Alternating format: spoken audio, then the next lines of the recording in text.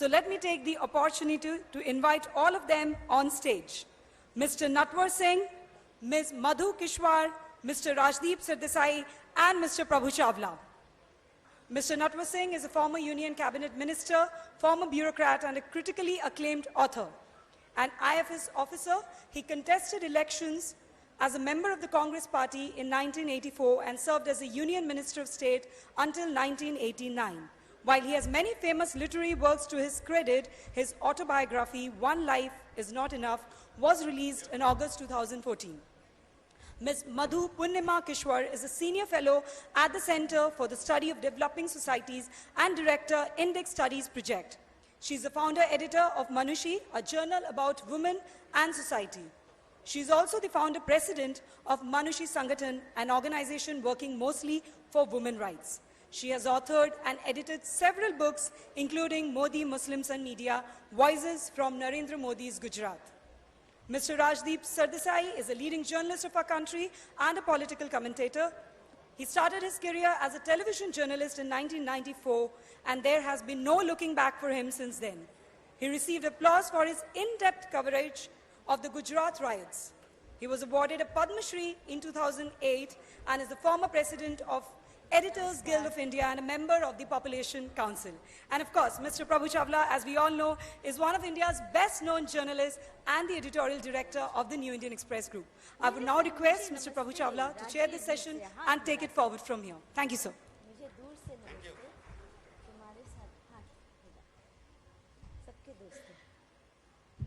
Now really we start our literary festival, but it's not about literature, it's more about debate now, because debate leads to some kind of a literature later on. Because all the books which all of them have written, they are on the basis of narrative, discussion, which have taken place in the political atmosphere, and they try to make some sense out of that politics and try to produce a book. As you heard, Madhu has written a book on Modi. She has been editor of the magazine. Rajdeep has been one of the most prominent TV anchor, academician, edit-page writer, intellectual and book writing capacity and speaking. Nobody can match. I have seen one of the best low-key anchors, not the shouting type, but he is one of the person who allows others to shout at him. He doesn't shout at anybody else. And Mr. Natwar Singh, everybody knows he has been in the Foreign Service, and he comes for a great, he has got a degree, he has got a pedigree, everything is there. And they've got rich experience. Three of them put together have a different interval of time. They have been grown up in a different atmosphere, because Madhu was from extreme left, sorry to say, to extreme right, but she has also grown with the time. All of us change. We don't stay together at one place. So that's the one thing has happened. And you know, Rajdeep, a little consistency in his ideology so far, but has never changed it. Natwar Singh ji has been very good with the Gandhi Parivar. He has seen them growing, he has seen work with them. And they have all their experiences, they have put together in the book form. Because Rajdeep's first book, which he has written about the election, which changed India, but it has changed India, and how the election has played an important role. Because I have covered almost 11, 12 elections. I have interacted with 11 prime ministers. So this is a different prime minister, but I knew him when he was nothing. He was just a Modi was just not even General Secretary of the party. He was the Yuva Morcha at that time, Bharatiya Janata Yuva Morcha activist in Ahmedabad. But the question arises now, political literature, which is coming more and more, even the bureaucrats who are writing, they are making more political news rather than their experiences as bureaucrats, civil servants. So every book has something to tell about the system, whether it's good or bad, whether the people they work under, they were good or bad, they were good leaders, they were good civil servants or not. So every book which is coming now is much more, it gives a political message. Sometimes people interpret differently. It depends on who's reading the book in what form. If I read a sentence from Madhu Kishwar book, I'll say it is something else. Rajdeep perhaps will read the same sentence and say something else. And somebody else who reads it will say something else. So it has become, political books have becoming also subject to debate. If books become subject to debate, do they become part of the literature for posterity or not? That is the question we have to raise. So while we have given a topic, they said, does the kiss and tell model work? For this, the kind of books they are writing, whether they work for long-term basis or not, will it be remember the books written by various people in the past? Will the Karl Marx wrote a different kind of story, people still remember, even my grandchild son will read that same book. But will Rajdeep Sardesai book or Madhu Kishwar book or Natwar Singh book will be read by 3 generations later and remember what they got out of it? So what are the change which is taking place? So I think I will first give the right to speak to Mr. Natwar Singh because he is the senior most and his book is very outstanding book in terms of information which we never had. But it is a political kiss and model book or it is something which you want to convey to the society. This is how the government functions, this is how our political leaders function. What are the lessons out of book for the future and current generation of politicians?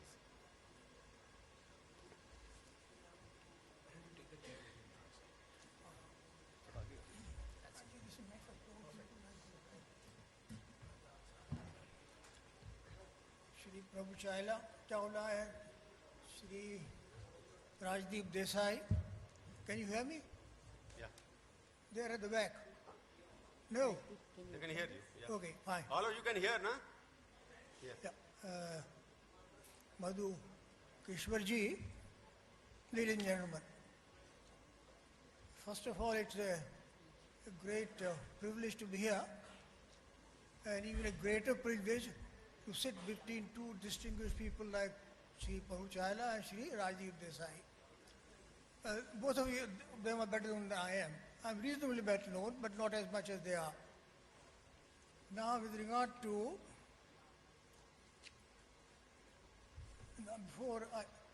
I want to thank you for the generous references that you have made to me.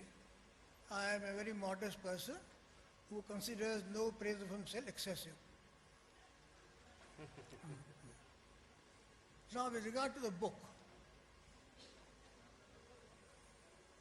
it's done better than I expected.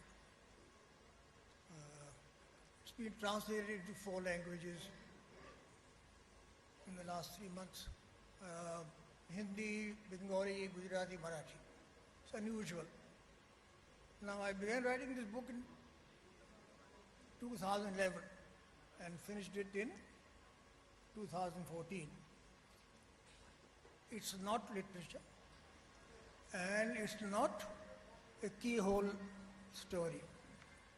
I know a great deal keyhole stories. For example, I've written about Sonia Gandhi and myself. I worked with her for 8 years, very closely. But I've only written 35% because there are things which propriety demands from somebody like me, but not to refer those things. I will leave them, write about them, and they hopefully will be published 25 years after my death.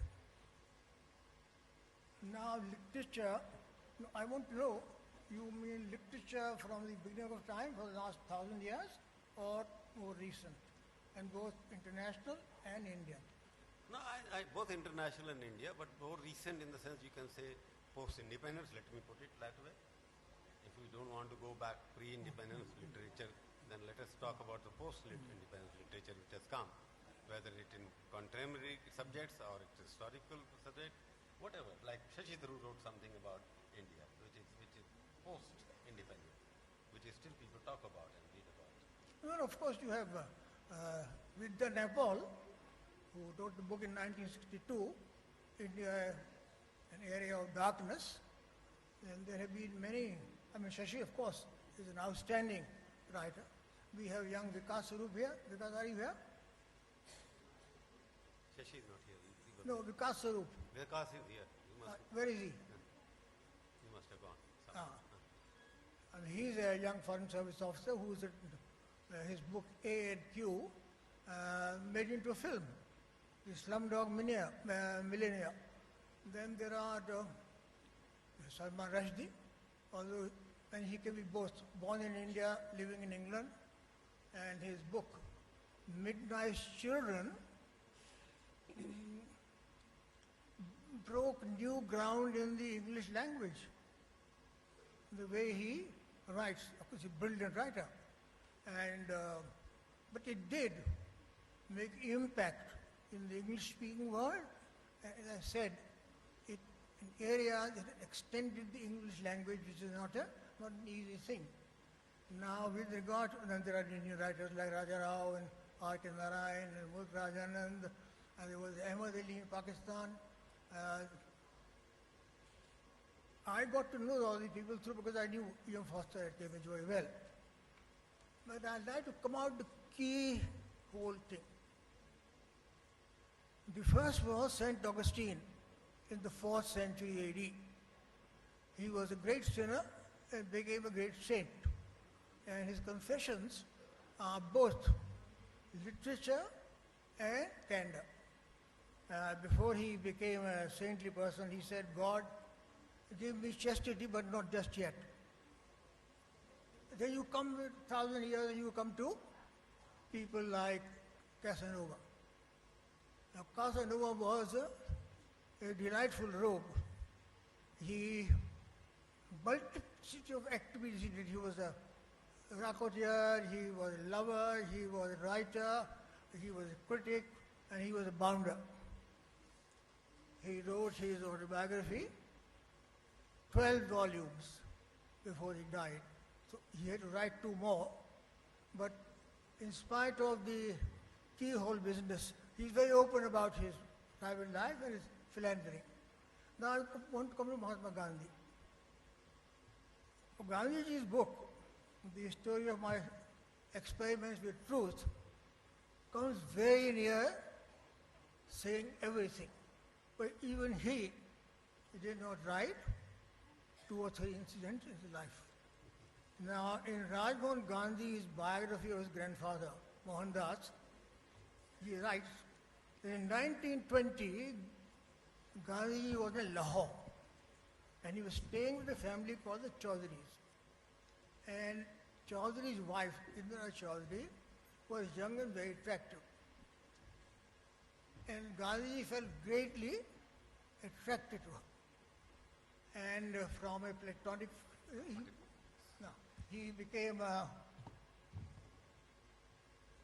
and he got to a stage where his son, Devdas Gandhi, and Madhu Desai, secretary, and Rajagopalachari, when they told him that, Babu, what are you doing? Don't you think about Kasturbaji? Now, in his autobiography, Gandhiji says, I have not written about this because it is too intimate and too personal. So even Gandhiji had to. You come along to Nehru. His autobiography is one of the great books of the 20th century, but there is very little about his personal private life. But the fact remains that he was greatly attracted to women, and women were greatly attracted to him. I don't want to name the number of people or number of ladies who were very friendly with him, both Indian and foreign. Then you come to, I just forgot, Chaitanya. Now Chaitanya wrote literature in the Gita Govinda, and there are sexual and erotic descriptions in the book which are very candid. And now we have Mr. Batra telling us that, the people are writing vulgar things and sexy things.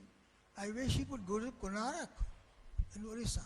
I wish he would go to Khajuraho and get some real knowledge of what the ancient Hindus talked about these matters in a very frank and open manner. Now I have take Dr. Radhakrishnan. Now his son, S. Gopal, I'll finish very soon because I'm talking too much and I like to hear Mr. Desai and Vakashwar. Now Radhakrishnan, you all know, was a great philosopher, became President of India. Now his son S. Gopal has written his father's biography. On the very first page he says that his father was an illegitimate son. his parents came from lower middle class family, but his mother went to bed with a very fair looking, intelligent Brahmin. And Radha Krishnan was under his fairness, his brilliance of mind had nothing, his other brothers and sisters were not in the same league. So he writes about his father in this manner. And then later he writes that his father had a number of affairs. And this made his mother extremely unhappy. Now we come to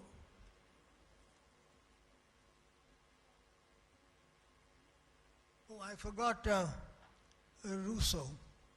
His confessions are literature.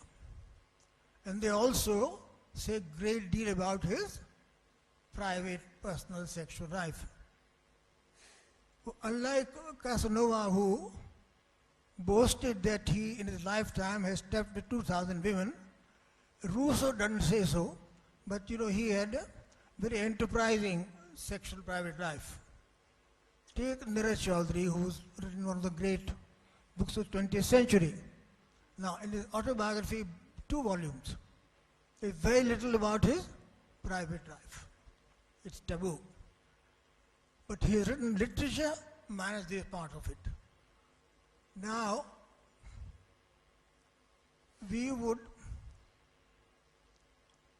most Indians are rather squeamish about their private lives.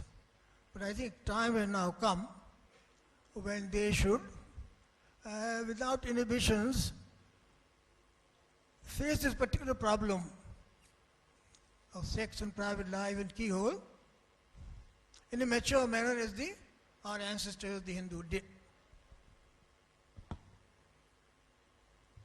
Good. I think Mr. Natwar Singh tried to make something, because there are some people who hide many things, which he is admitting. Even from Radha Krishnan is also saying the same thing. But the question which arises most of the time is, when you're writing a book, because I am trying to write a book for the last 5 years, for the past 5 years, I have written about 80,000 words, 90,000 words. And more I compare what I wrote at that time about politicians. Because my experiment with truth is one book. The name of the book which title I have given for my book is My Encounter with Untruth. Untruth. Because what has happened, I am taking something which I wrote in my newspaper, Indian Express, India Today, and taken some paragraphs out of the stories, about 200 stories. And the same paragraph which I should have written, which I did not read, the whole thing changes. Whether I was honest to my journalism, I don't know.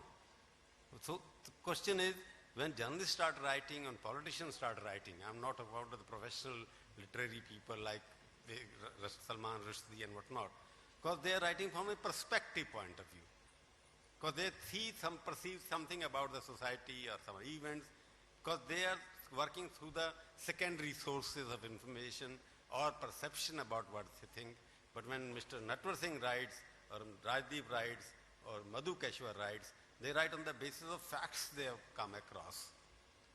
They can interpret those facts. But I would like Rajdeep to tell me one thing. As a journalist also, when he was a journalist, and as an author, did he face some dilemma sometime that I've got the facts which don't fit in my scheme of weaving I'm doing on my story, it's a theme. So do you write the book because they tell the truth, they are the true narrative of what you have seen, or what you have not in, that was the truth? Is there a conflict at that time? Because I am facing that conflict. And what is happening now is that whether you will writing the book, will you make somebody unhappy? That's a dilemma I am facing, I am very frank. Because the moment I start writing, I start thinking, oh my God, what this person will say. Some of them have gone, thankfully now, I can write what I have got for them. And that will make a little more history. So I'm asking Rajdeep, when you're writing this book, you must have come across, the election is a very good thing. In election, everybody, I want to know, because you've written more on Modi and Rahul Gandhi, and I followed very little of both of them campaign. but something which was happened, which I gathered on my own sources. Before I read, I can't comment it. Did you find something that you were facing the same problem, that you knew something, you wanted to write, but what the bigger picture you wanted to give about the election that changed India, so you had to keep that facts away for some time, for the next book? Thank you very much, Prabhuji. I think you raise a very valid issue. Let me make 2 or 3 points. First of all, I don't have as colorful a life as Natwar Singh. And I didn't know the Gandhi family as well as he did. So he can reveal things that normal people like us cannot, because we have no access to it. Let me also say that it is sad that when I was actually trying to research this book on 2014, I've always believed, or I now believe, that there have been 3 historic elections India has had. 1952, first election described by the British as the biggest gamble taken by India ever. 1977, when democracy in a sense was restored. And 2014, because you've seen a remarkable election in terms of the fact that you really have India's first genuine right of center government as a single party government. But when I researched, I found there was virtually no book, no serious book written on 1952 by a journalist. No narratives right. But journalists don't write narratives. And academics get caught in theorizing. 1977, you have Kuldeep Nayyar writing about his personal experiences. You have Janardhan Thakur writing about his personal experiences of dealing with people in and around Indira Gandhi. But no one really tried to tell me a reporter's narrative beyond Janardhan Thakur, frankly. And I think one of the challenges for us as journalists is to actually write a non-judgmental book. Most people ask me today, have you criticized Modi? Have you attacked Modi for 2002? I say my book is about 2014. And I believe that the way a journalist should write a book is neither demonize nor deify. At the moment, there is either deification of Narendra Modi as if he's an avatar of Vishnu, or there is demonization of Narendra Modi as if he's Bhasmasur. Nobody writes a non-judgmental book. I have tried in my own small way to write a reporter's narrative, frankly, and analyze an individual and an election. And I'm glad that Dr. Qureshi is here, because he has made a genuine attempt as a chief election commissioner to try and understand to give his perspective of organizing an election. My book is about observing an election. And not just observing an election, telling you stories. I think one of the arts which has been lost is storytelling. There are some wonderful stories, including one little story that I'll tell you about Narendra Modi to tell you how life has changed. In 1999, we were doing a program on NDTV, Arnab Goswami and me at 10 p.m. in the night. At 8:45 in the evening, the BJP guest dropped out. The BJP guest was Vijay Kumar Malhotra. And we almost cancelled the program. I remember telling Arnab and our guest relation, there is one person in Gujarat, one person in Delhi, who even at 8:45 I will call up, he will come rushing to the studio. I rang up Narendra Modi. I said, Narendra bhai, tame avi jao. The good thing about Delhi, if you can speak the regional language, you have won the battle. So I know a fair amount of Gujarati. My grandfather was a police officer in Gujarat. So I said, Narendra bhai, tame avi jao. He was clever even then. He said, I am a last minute replacement, your guest must have dropped out. I said, yes. Then he said, I don't have a car. So I said, don't worry sir, tame taxi le lo. He's a good Gujarati. Immediately he said, paisa kon dega? I said, sir, the moment you come to the office, the money will be given. At 5 minutes to 10, running into the studio, literally running into the studio, Narendra Modi comes and says, Rajdeep, hu avi gyo. This is the same person who today will not give journalists the time of day. Because in 1999, Narendra Modi needed journalists, needed the media. Now you need to reflect an anecdote like that to try and show the transition and evolution of a person. But we don't tell stories anymore. Either we analyze or we are so ideologically polarized that we tell our books through our ideological lens. Prabhuji mentioned the point that if you tell these stories, will you anger someone? It's a valid issue, it's a valid concern. Frankly, my concern is this. What if someone in a private conversation tells you something of importance? It's a private conversation. Do you have the right, do you have the authority? Should you then be going out and making that private conversation public because you believe that the only way your book will sell is to make that private conversation public? I mean, I would like to know even from a Natwar Singh ji, that let us assume he and Sonia Gandhi had a private conversation. Should that private conversation have been made public? My own belief is politicians, frankly, are more willing to accept private conversations being made public than corporates. How many books in this country have been written on our corporates? And if you write a book on your corporate, you can be sure that that corporate will file a defamation suit. Sonia Gandhi and Priyanka Gandhi at least have not filed a defamation suit on Natwar Singh yet.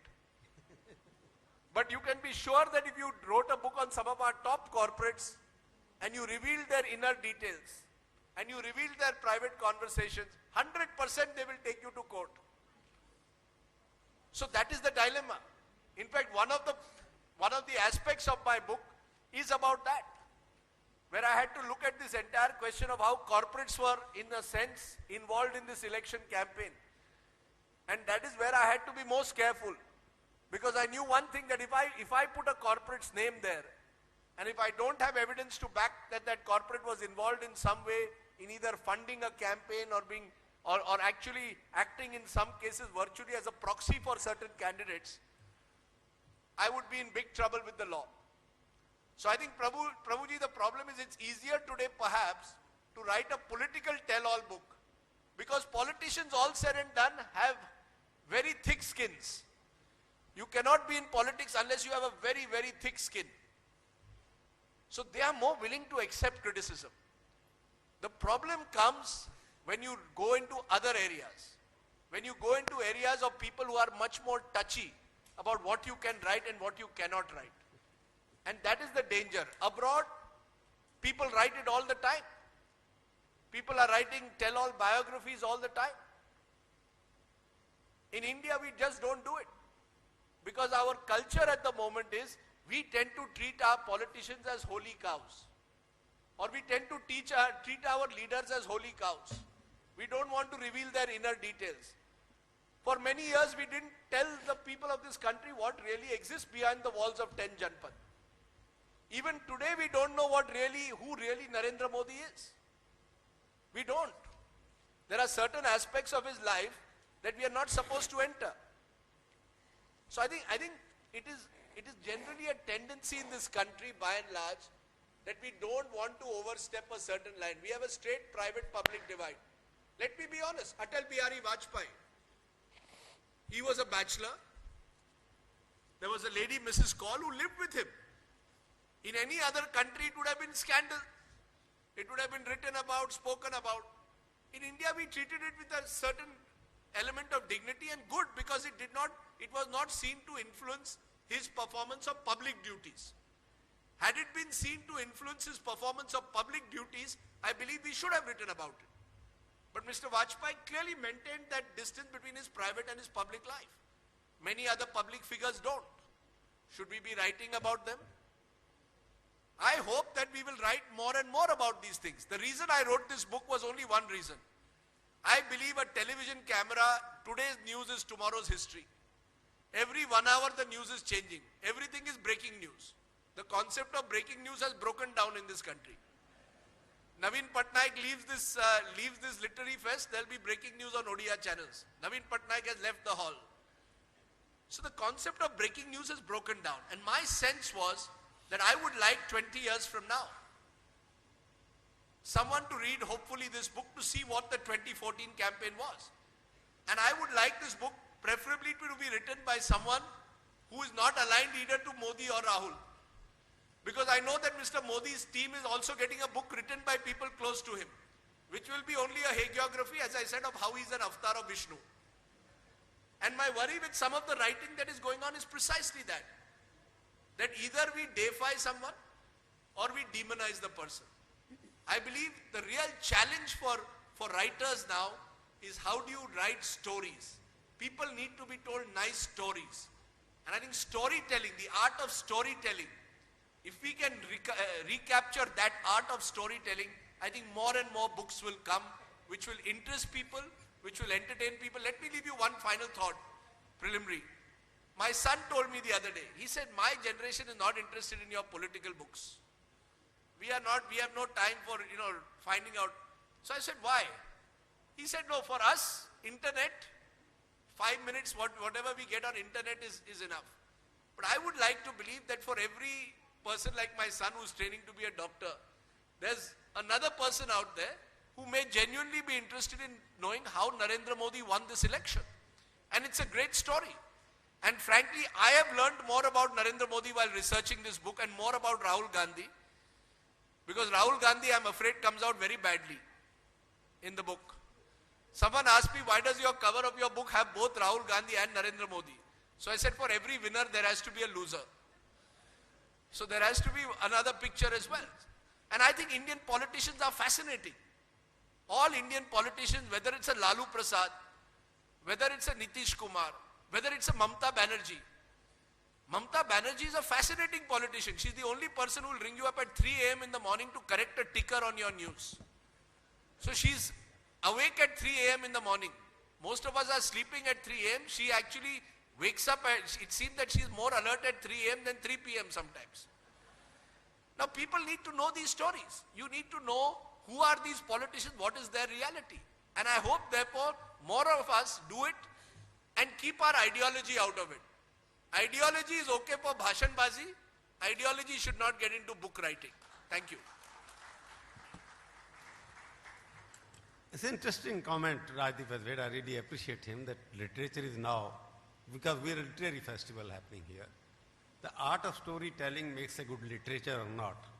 That's the question. Because storytelling is like telling a journalist, okay, good stories, because I have written about in my journalism, other day I was counting how many words I have written. In my 35 years of active journalism, I have written about 2.5 million words. And I was trying to read again and again, what does it mean? There are very few, about 2,000 to 2.5 million words, there are about 10,000 words which make actual news, which will be part of my book. If it is storytelling, then story has to be well-rounded. He raised a very good question. You either demify a person or you deify a person. This is what is happening in this country now. On Sonia Gandhi, there is hardly any book. There is one book which she edited, wrote the introduction and whatever. She hardly gives an interview.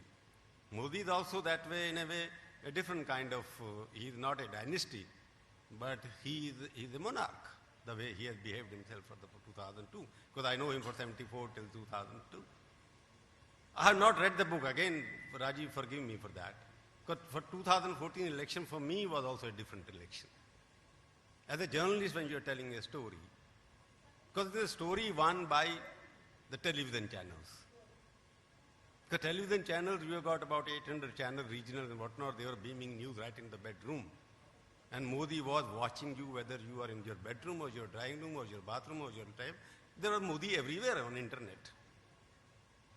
And the economics of that visibility, nobody has been able to unfold and tell us. Because I've been an economist by journalist, because Madhu has written and met her over many months and she wrote a book after that. Question which is bothering me is, because I asked Rahul Gandhi the same question. He asked me, I asked Rajdeep Sardesai, I'm disclosing it because there's a debate happening. I said, why, this is the first time in my journalism history, you are showing a live feed of a political leader. As the editor-in-chief, I expected some frank answer. He was frank off camera, yes. Here was a person who was giving you the feed, dictating the narration, that either you take it or leave it. That is the story itself. Because all of us, instead of having our own OB, because what we used to do during the rally when I was a journalist, we used to go to the rally, cover the rally, meet the people who had come, show the empty spaces if there were any, interview the people, whether somebody has bought you or not. Rajiv tried to ask that question in New York. I don't know what happened to him after that.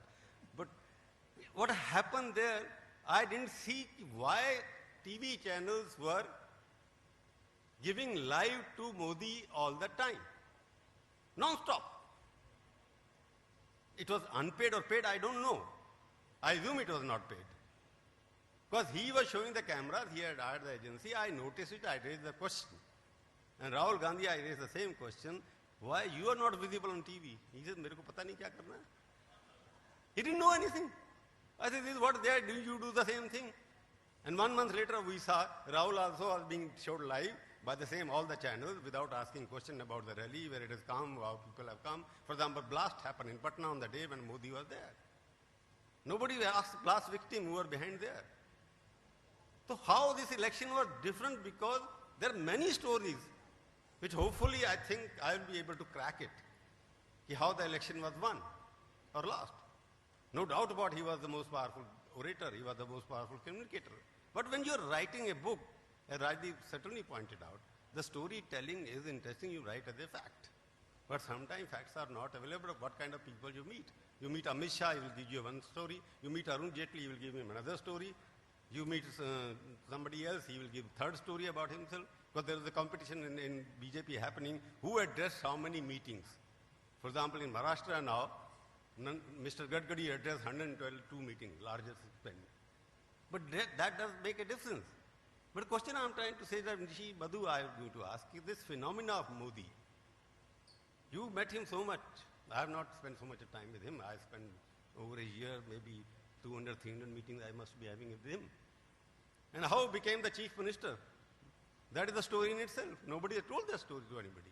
And how he was saved as the chief minister in Goa convention. I don't know whether Rajdeep was there at that time or not. In Goa, there was after 2002 riots. There was a working committee of the BJP which met there. Because journey of Modi from 2002, when he became the chief minister, Madan Lal Khurana, who was the chief minister of Delhi, he was made in charge of Gujarat to make him the chief minister, along with Uma Bharti was sent to Madhya Pradesh and Vasundhara was sent to Rajasthan. How difficult was it for BJP to make him the even chief minister? But that's a different story altogether. But Madhu, you have met him, I want to, your book, I've read some part of it before coming here. But what do you think, what makes Modi click? Yeah, please.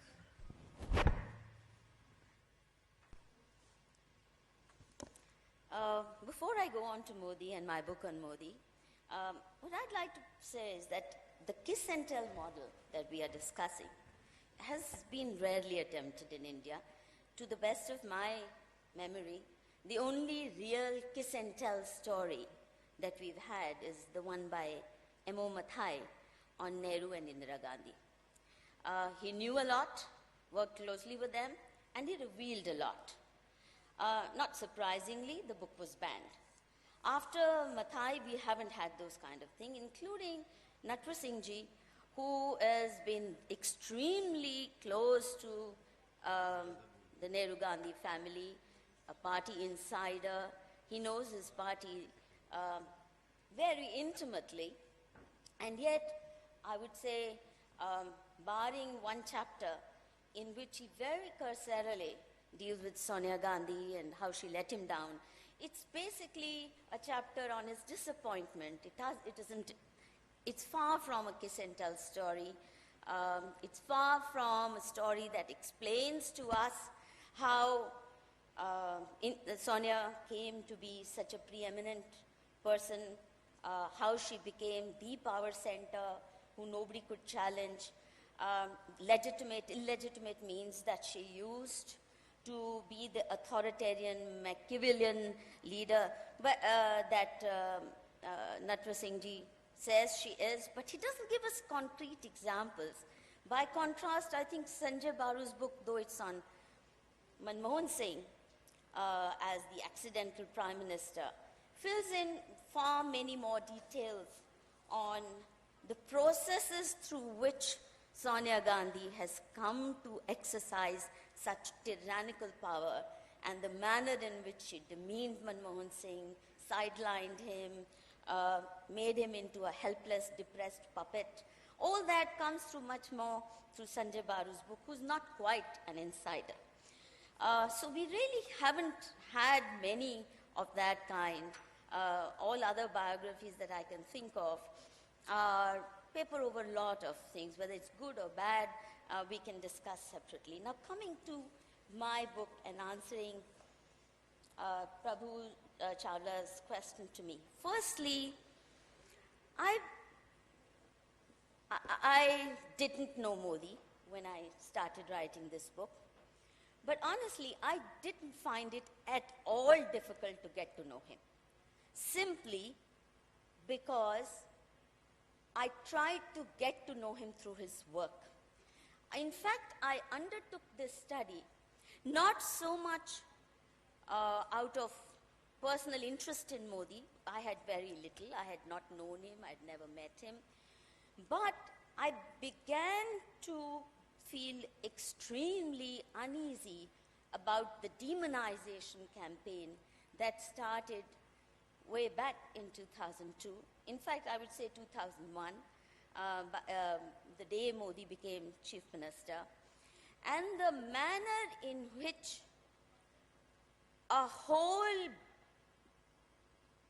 brigade was created, comprising of leading intellectuals, leading journalists, academicians, public figures, who made it their full-time business, as if there was no other evil in society except this one man, evil incarnate, who represented everything that was wrong with Indian polity, who was a hate figure, who trampled on minorities. And my suspicion actually started growing more deep when this Hate Modi brigade launched a campaign after the UPA's coming of power to have America deny him a visa and declare him a criminal. This much before even an FIR had been filed against him. This despite the fact that Gujarat and India had witnessed numerous riots under Congress regimes, endless series of riots. Nobody ever remembers even the name of the chief ministers who presided over those riots, and most of them were Congress chief ministers. Nobody went after them. Why is it, I began asking, why was this one chief minister being picked in this manner? And India being made into a hate object, Gujarat being demonized, Gujaratis being demonized as fascists, and BJP, of course, being whipped all the time, when this particular riot was effectively controlled by and large within the first 3 days. Earlier, Gujarat riots used to go on for months when Congress was in power. What is it? What were the well springs of this hate? Indeed, as evil as he's made out to be?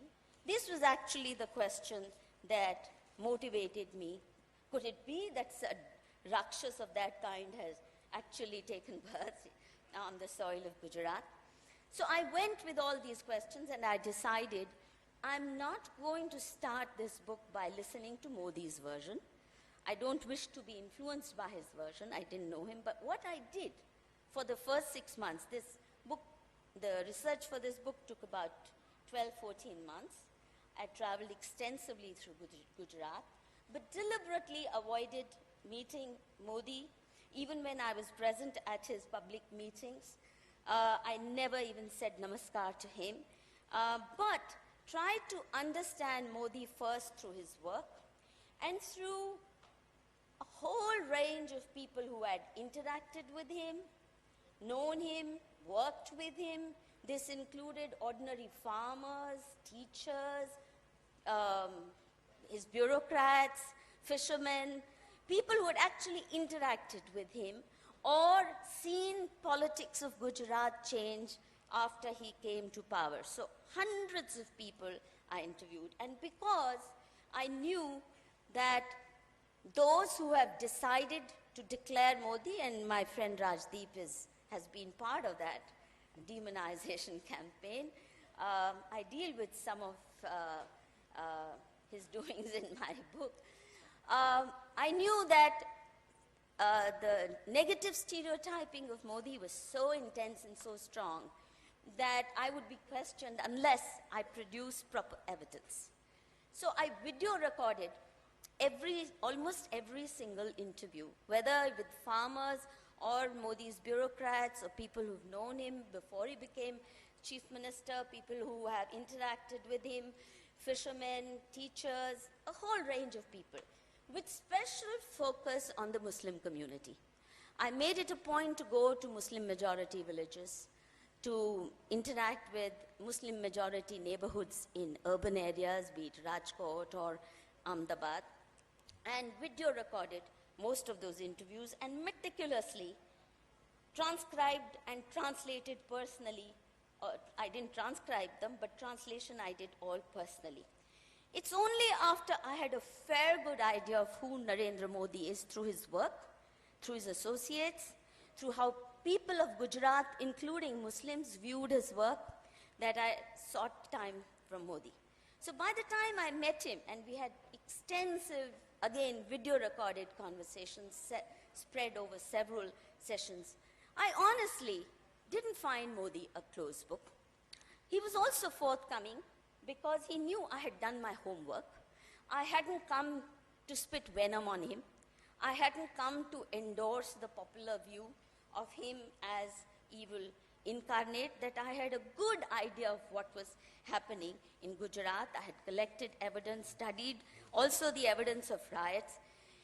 And believe you me, I think the shocks after shocks I got about how leading public figures, journalists, academics, even a Nobel laureate like Amartya Sen, how they can become part of a hate campaign on the basis of manufactured lies. I think the shocks I got, I still haven't recovered from.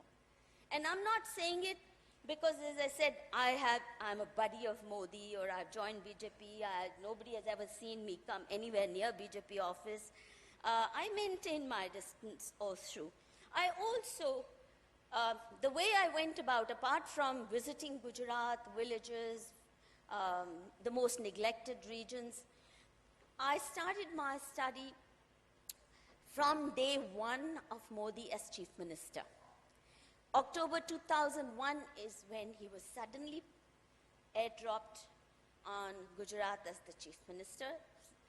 Everybody was quite taken aback. There's a whole story behind that. I refer to it briefly. And then from there on, what is it that Modi promised his people? So I listened to hundreds of Modi's speeches, starting from his oath-taking ceremony and what he said. Then his first public address on October 10, I translated each one of them. And believe you me, those who read my book, it's, I'm sure, displayed somewhere in the outside where the books stalls are. It's called Modi, Muslims and Media. I was very pleasantly surprised to find from day one, that is starting October 7 when he took oath as Chief Minister, he always addressed 5 crore Gujaratis, never talked of Hindus, never talked of Muslims, never talked of this caste, that caste. Even though he's from a most backward caste, he never made caste appeals. What are the promises he made from the very first week onwards, and then how does he go about? Please do read those speeches and tell me one word, one sentence, one phrase that you can find in those speeches very accurately translated, which can be called divisive. He says he's going to provide people-centric, responsive governance. He's going to combat corruption. The slogan, "Na khaunga, na khane dunga," he gave very early on. From day one, this has been his promise to people. I'll be like a chokidar, I'll be a sevak. This is what he promises in the very first. All-round development of Gujarat is what he promises. And he talks about 5 nectars of development. And tell me what's wrong with any of them. Jal Shakti, Urja Shakti, power. Raksha Shakti, not just border defense, but health of people. Raksha defined also as that. Gyan Shakti, hence the enormous education, emphasis on education. And Jan Shakti, which people are discovering now, how Modi makes every government program into a people's movement, whether it's Swachh Bharat campaign, or it's promoting Khadi, or anything, enrollment of girls in schools, ensuring near 100% enrollment, Jan Shakti. People are very central. and their involvement in government programs, not people versus government, which is how most governments in India function, but people working with government and governance at people's doorstep. Power to panchayats. I think if any politician in India has taken Mahatma Gandhi's message of power to villages and panchayats, it's Modi, much more seriously than Congress ever did. Radical devolution of power, which is why development moved fast.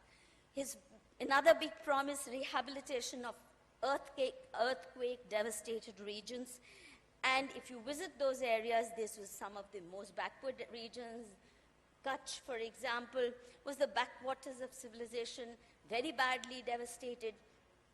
Within no time, he goes in for world-class infrastructure and makes these neglected, devastated regions the most happening economic regions in the country, the most happening districts by way of investments on wasteland converted into industrial corridors, and world-class infrastructure. Within 2-3 years, Gujarat has 24/7 power supply to the remotest village. It starts building world-class roads to the remotest village, including tribal areas, and clean water going to the farthest villages where people had never seen clean water in their lives. You know, half of Gujarat, as you know, is desert. All these things, making sure that there's all-round development, policies that allowed farm sector to, because massive water harvesting, massive investment in agriculture, leading to 10% farm growth, whereas the rest of the country, farm incomes and farm growth was 2.5%, but also small-scale sector, friendly policies towards enterprise, including small enterprise, and certainly not the image that's projected that Gujarat development is all about selling it to corporates. Far from it. All three sectors growing simultaneously. E-governance, starting from first week, promising that there'll be governance at people's doorstep, and the steps he took, I document a good part of it in my first book, and I think the revised version that will come out soon will have a lot more on that.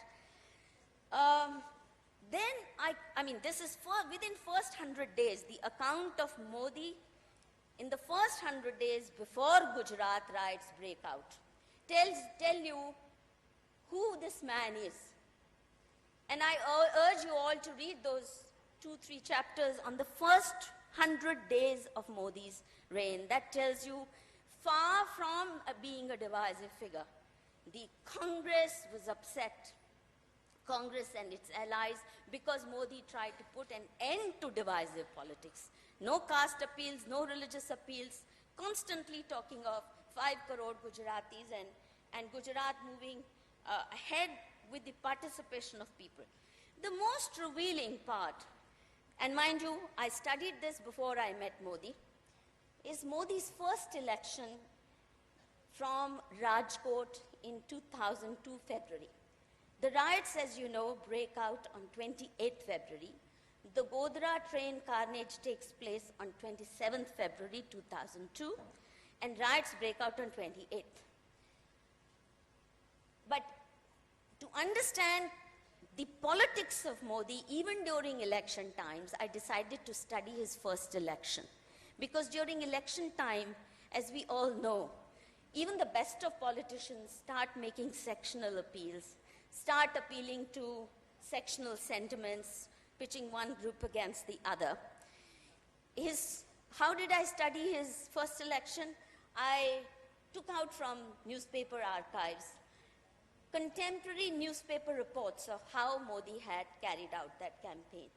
And this election too came as a huge surprise. Again, one of the most surprising part of this election is that a large number of Muslim leaders and 28 Muslim community organizations broke their links with the Congress party, came out openly in support of Modi, campaigned from him, Muslim women campaigned from him, and one Kader Bhai Salot, who was also Minority Commission vice chairperson or something, led this whole move, openly challenging the Congress party to say, what you guys haven't done for us Muslims in so many decades, this man has done in 4 months, 3 months. So tell us why we shouldn't support him.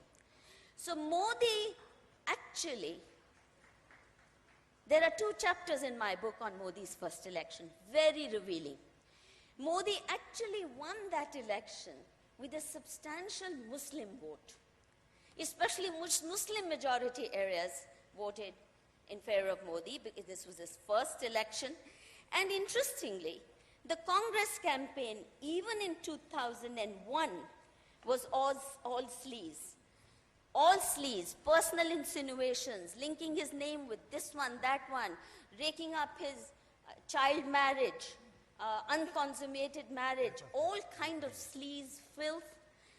They had to go, the BJP had to constantly approach the High Court against it, approach the police. The police obviously at that time was still under a lot more Congress influence than it now hopefully is.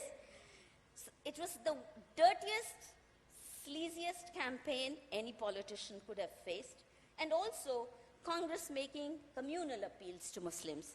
Now the interesting thing is the newspapers of that time report that Modi had, and mind you, because he was busy in earthquake relief, he only spent 4.5 days personally campaigning. It was managed by the party, but when Modi came during that 1 month, as I said, not one communal appeal, but Muslims thronged. They organized meetings for him. And the newspapers of that time, Rajkot local papers report, Congress के लिए भूचाल जैसी परिस्थिति बन गई है. It's like earthquake-like situation for the Congress party because Muslims are deserting. This is their last hope, the last vote bank that had remained loyal. And when, as I said, the results come, it came out clearly Muslims had voted in substantial numbers. Now this is interesting because Muslims have always held Atal Bihari Vajpayee as the one secular face of BJP and have a lot of regard and fondness for him. But even Atal Bihari Vajpayee could never get Muslim votes in the way Modi did.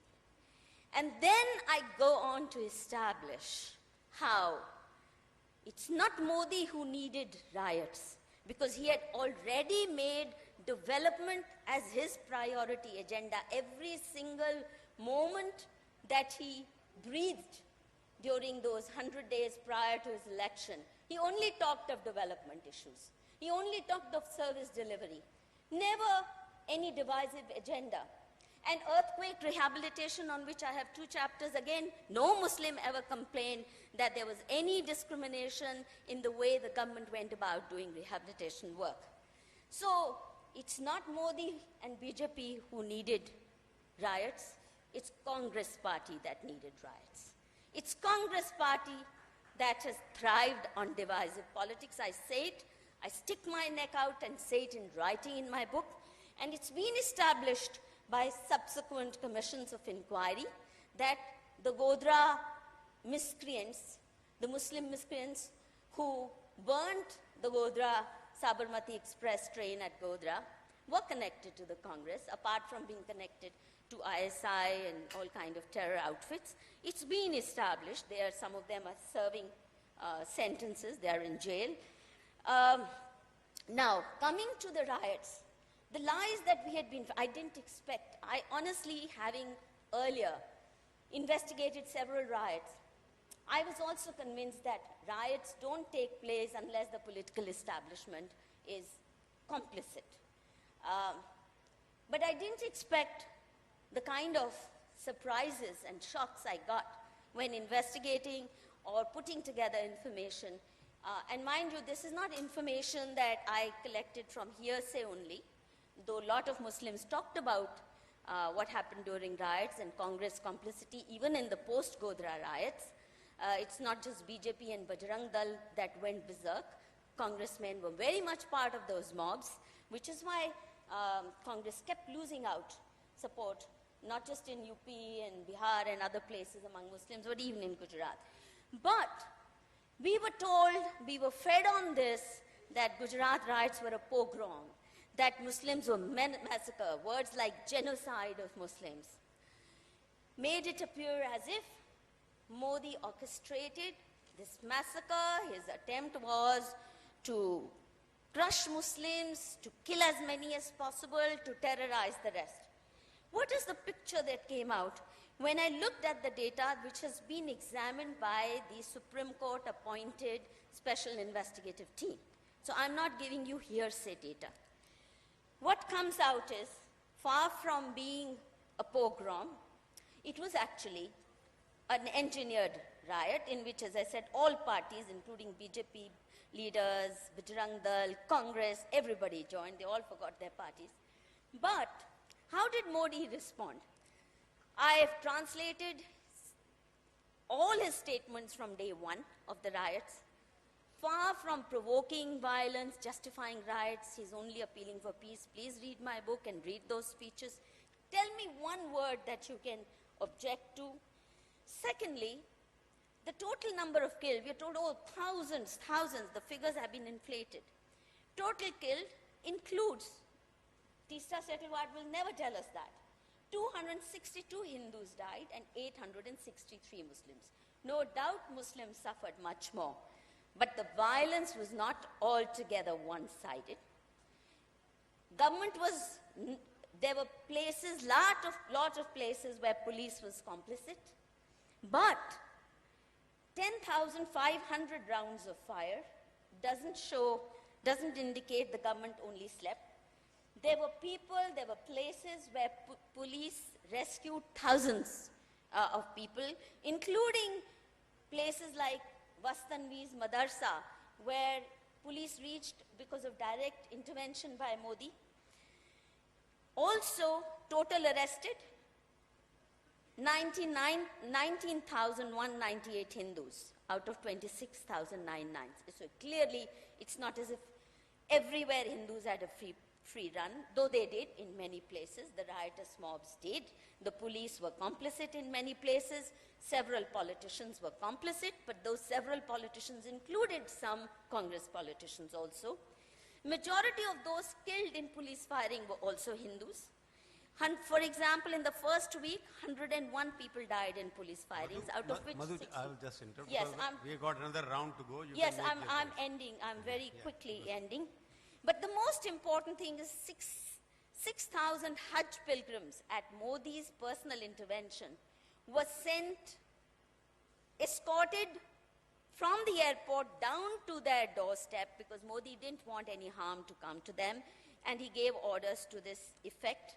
Now, the point that I'm trying to make is whether it's Gujarat's development model or the portrayal of riots, we've been fed humongous lies. And my book, in a way, it's not just about what Modi tried to do on the ground, what people say what he tried to do, how he ensured 12 riot-free years for the first time. Gujarat used to have riot after riot every year, especially during Congress regimes, but ensured peace despite provocations. But even when he talked about it, as I said, I honestly didn't find, when I started talking to Modi, asked him questions, except on one issue, which is 3 years of his roaming in from age 17 to 20, 21, or when he left home to be in the Himalayas or whatever.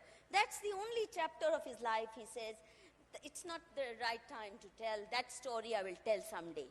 But other than that, extremely forthcoming, extremely easy. Now, am I presenting a hagiographical picture? Is Modi perfect? No, far from it. In our Hindu worldview, even gods are not perfect. Krishna Bhagwan nahi hai. So Modi perfection hai, that's not my story. But my book actually holds a mirror to the lies manufactured systematically by the Congress party, left parties, with complicity, with active connivance of foreign-funded NGOs. A lot of foreign-funded NGOs, including the most famous ones of Tista Setalwad, Shabnam Hashmi, look at their sources of funding, look at the sources of support, and how they internationalized it, and made India, to me, the book is not so much about defending Modi's track record, but warning us of the dangers of cultivating, through lies, a permanent sense of siege mentality among Muslims, permanent sense of victimhood. We have built this big myth that all that Hindus like to do, and especially Gujarati Hindus, is to crush Muslims, that they are being completely, they are living under terror. And this has made India into the top target of jihadi terrorists. We have endangered India's security. Today, there are jihadi outfits that have vowed to destroy India because this lie manufacturing industry has been patronized by some of our best. As I said, when Amartya Sens become part of and start patronizing these networks, it's a sign of danger. And I finally conclude by saying that Congress went berserk over Modi, not because he's evil. No, it's because he's one of the best that could have happened to Gujarat and now to India. He's the only one capable of putting an end to the politics of loot and corruption. Na khaunga, na khane dunga. He's capable of delivering on it. Very few politicians have that. He's the only one who takes Mahatma Gandhi, Sardar Patel, the ideals of the freedom movement far more seriously than Nehruvian Congress or Indira Gandhi Congress or Sonia Congress have ever taken.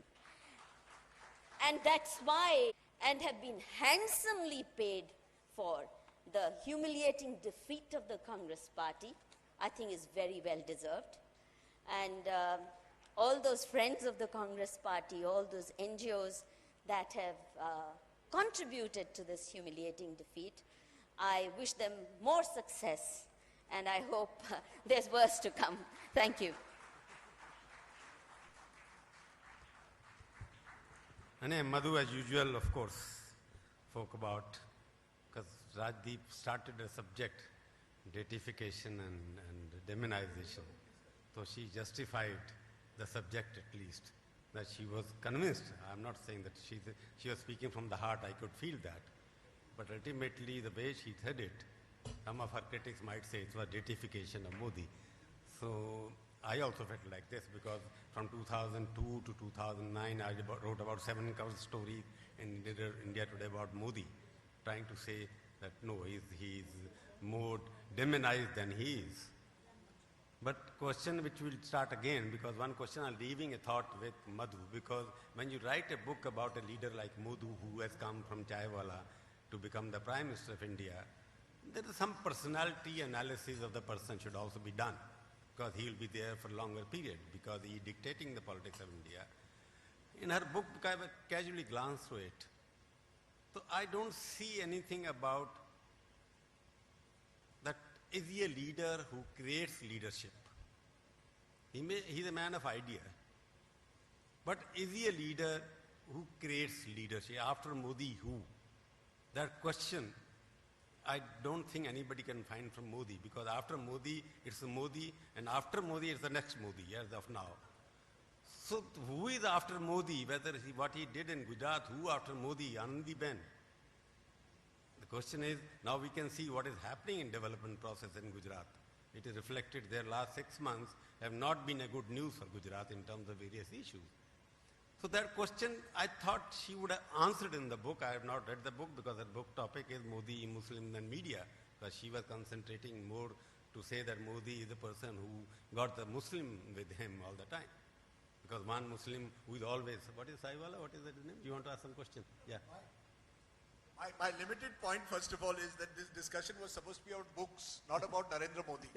But, unfortunately, such is Modi's charm and charisma that people get carried away and end up writing what I call Modi Namas. The point is, and this is the point I made, we have to move away from demonization. Madhu is right, that there has been an element of demonization, but we've also got to move away from deification. I mean, let's be clear. no individual is found in black and white. You've got to discover shades of gray. And yes, Madhu is again right that there has been at times an attempt to portray someone in shades of black. But on the other hand, I don't think it is good journalism or it's good writing to also resort to what I see as a narrative which has gone with a very unfortunate notion that I have to, in a sense, correct history. That someone has been hard done by, I am going to find facts to correct it. I can give 10 facts which are not in Madhu's book, which will demolish many of her arguments. But the fact is that is not my job. My job as a writer, as I said, is to tell stories. Stories which are factual, and put those stories and let the viewer to judge. You see, we are treating now readers and viewers as some kind of cattle. Either we have to become bhaks or we have to become critics. And that is how we have reduced ourselves to as a society. We have polarized ourselves. Madhu Kishwar will take one line which will make the bhaks very happy. I will try and take a nuanced line. But today we don't even want nuance. Hold on. Madhu, you've spoken now for 40 minutes and I have not stopped. So you must now listen. One of the arts you must also learn is to listen to others. So the fact is this, that today we've reached a stage where any form of questioning, today if I were to question Mr. Modi, I would be attacked. If I were to question Sonia Gandhi, I would be attacked. That's what we've reduced ourselves to. We have become a polarized society. There is much that is wrong with the Congress party. You read my book. In fact, somebody from the Congress wrote to me and said, "Ye kitab mein to aapne Congress ki to ko khatam kar diya." I said, "I have told you the story as I saw it. It's based on fact." I equally got people from the BJP saying, "You have said these things about Modi." My limited point is this: the best form of journalism and story writing is when everybody has a problem with you, because that means you must be telling the truth. Because otherwise, what is happening is that you are caught between Congress chamchas and Modi bhaks. And we have to get away from both. Congress chamchas have destroyed the Congress party. Modi bhaks will one day go and destroy the BJP. And I believe that is the simple facts. You know, Madhu Kishwar can say this. I can ask, why has in 12 years, Modi did not give a single ticket to a Muslim in Gujarat? Why did Modi not go to any neighborhood which was a Muslim neighborhood in 12 years? Why did Narendra Modi? The fact is, Praveen Togadia was the most powerful man in Gujarat in 2002. Narendra Modi should have the courage to admit that and say Togadia ran the riots. That's the truth of Gujarat. Madhu was not there. I spent a full year there. That's the difference. And she knows what journalism is. And I have never accused Modi of being complicit, unlike many others who have. But I will certainly accuse any government, whether it is Rajiv Gandhi in 1984 or Narendra Modi in 2002, of being incompetent in stopping riots. People do not die unless governments allow it to happen. And that is true of 1984, that is true of 2002. And what is wrong if I say that? Today, if I only refer to 1984, the Congress will be after me. If I refer to 2002, the BJP. I am saying this is the problem, coming back to our subject, of writing books on politics. The problem with writing books on politics is we have created a polarized India. Today, it is them versus us. I am very happy to have a dialogue with Madhu. But let me be honest to her and fair to her. There are people who are close to me who would not like to have a dialogue with Madhu because they believe she has sold out to Modi. I am not saying that at all. I am saying there needs to be a dialogue. There needs to be an attempt being made to discuss issues. Madhu Kishwar stands here and believes that only she tells the truth. That's not the truth. If I stand here and say only I tell the truth, that's also not true. The truth is found in shades of grey. And political books in India will only be really appreciated when we start writing in shades of grey. That's why the great American books which are written on politics, whether it's on Richard Nixon or others, have been written in shades of grey. In India, what we have reduced, a foreign writer has written a book on Modi. It has been paid by Team Modi, paid for that biography to be written. Is that the way a book is going to be written in this country on politics? A biography of Modi written, paid to a foreign journalist? In fact, the great V.S. Naipaul said, no, I will not take a book, be paid for a book to be written. But we have reached the stage where politicians are paying you to write their authorized biographies. Is that the kind of India we want? Is that the kind of knowledge you want to get? If you want knowledge, you're going to have to start being honest with yourself. Madhu is right. We need to look in the mirror. I need to look in the mirror. so should she. Everyone should be ready to look in the mirror and be able to show good, bad and ugly. I am not going to demonize Modi. I'm not going to deify him. I'm going to be a journalist telling a story. You want to read a story? Read my book. If you don't want to read a story, you know what else to read.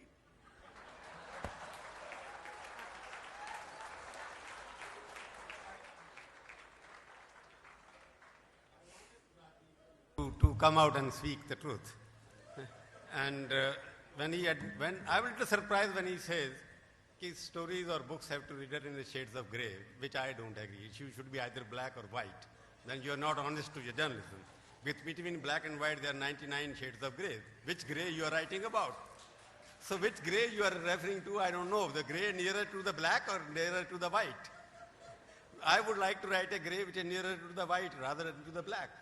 Question is, when you're talking about, even I have raised one question with her about Modi's leadership. He destroyed everybody else in Gujarat. Hopefully it won't happen at the center because but the process has started. He is one of the outstanding administrators, no doubt about it. No, but Prabhuji, let me give you the example of Natwarji. The moment he wrote the book, suddenly congressmen started attacking him. Yeah. I thought it was extremely unfair. I think here was someone, I mean, I would have hoped that, let me just make one small, I would have hoped Natwar Singh would have written this book while he was in the Congress. Then I would have said his integrity was even greater. To leave the Congress and attack Sonia Gandhi after you have left sounds like bitterness and resentment. But I would have hoped that congressmen would stand up when they are in the... It's like Sachin Tendulkar today. Sachin Tendulkar has now written about Greg Chappell. I actually appreciate Saurav Ganguly because when he was playing the game, he attacked Greg Chappell. So Sachin Tendulkar is attacking Greg Chappell after he has retired, when Greg Chappell is a soft target. I would like to see, and congressmen have no business to attack Natwar Singh today because they should also face the reality that Sonia Gandhi has also run politics as if she has, it's a Darbari culture. But Natwar Singh ji was part of that Darbari culture. So when you are part of the Darbari culture, you won't write a book. When you leave the Darbari culture, you suddenly remember to write the book. That is my problem. So there is an element I worry about. It would be nice if the Congress party would also learn to respect Natwar Singh ji's views. It would be nice if a Teesta Setalwad and a Madhu Kishwar could have a dialogue instead of them fighting with each other कि एक कहता है मोदी भस्मासुर है, दूसरा कहता है मोदी विष्णु का अवतार है. We need someone to give the middle ground. And that middle ground is absent in these books. Because these books are written with a particular agenda. And agendas are not journalism, agendas are not book writing. Agendas are about your personal thing, not about the viewer or reader. You have no respect for the viewer or reader. You are so convinced about yourself that there is no self-doubt. I have read Madhu's book. My problem with Madhu's book is very simple. There is no self-doubt.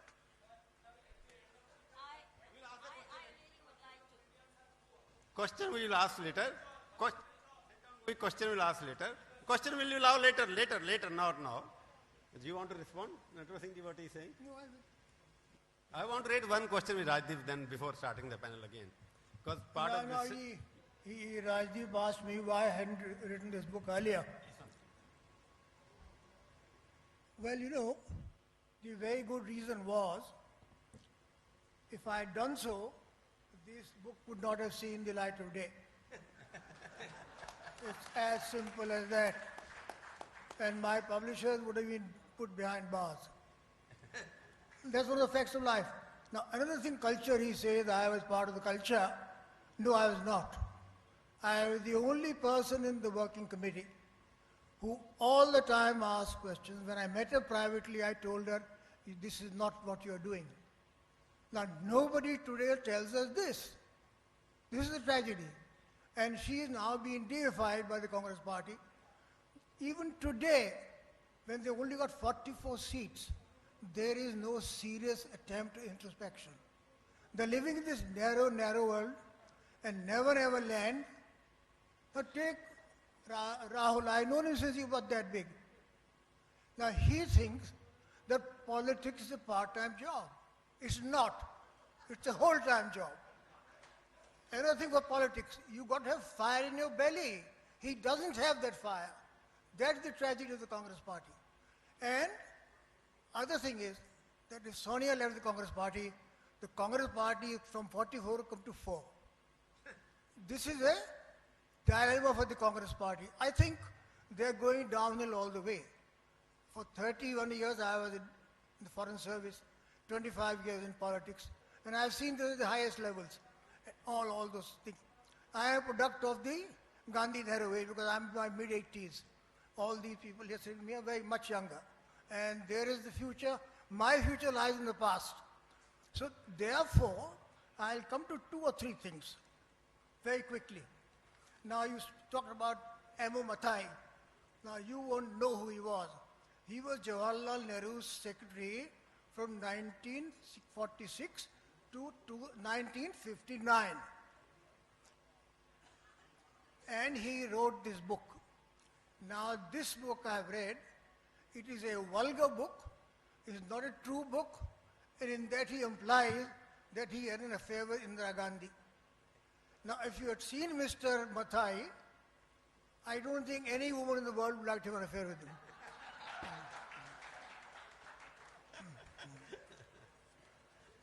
Now we come to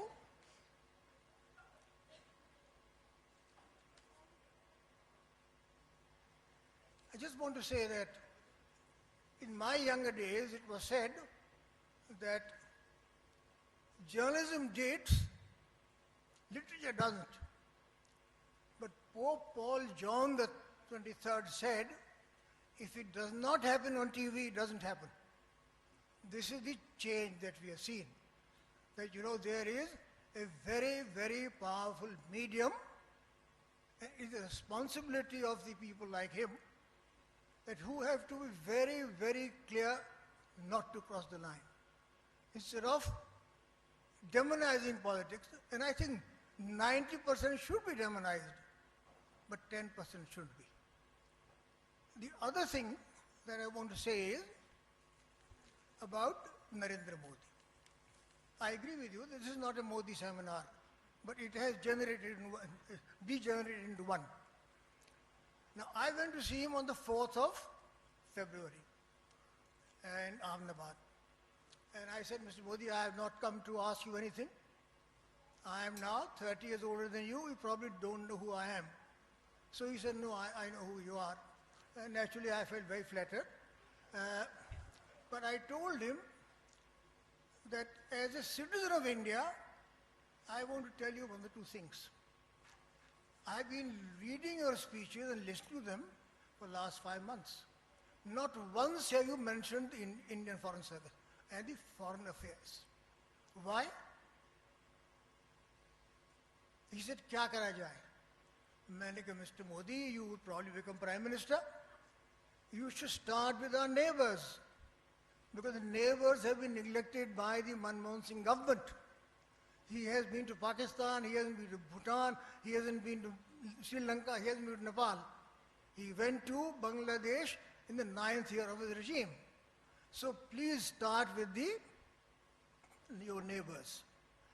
Number 2, I said from Ahmedabad you get one view of India.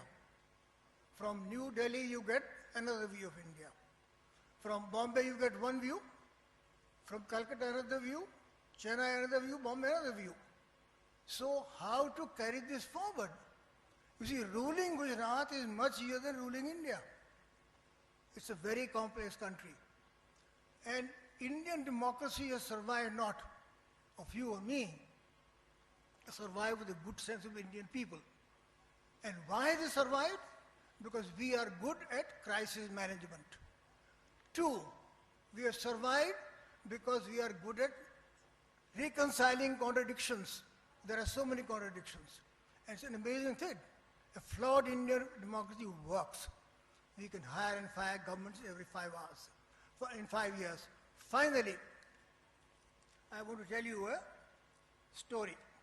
You heard of Chandraswamy? Have you? You have? Okay. Now, I was posted in London in the 70s. He rang up one day. मैं चंद्र स्वामी बोल रहा हूँ, आप मुझे मिलने आइए. मैंने कहा मैं तो नहीं मिलने आऊँगा, आप आइए इंडिया हाउस, बात कर लेंगे आपसे. So he arrived, young fellow, 25, didn't speak a word of English. After 2 or 3 times, I thought, he was a He was what would I say? A likable scoundrel. So he said, come and have dinner with me.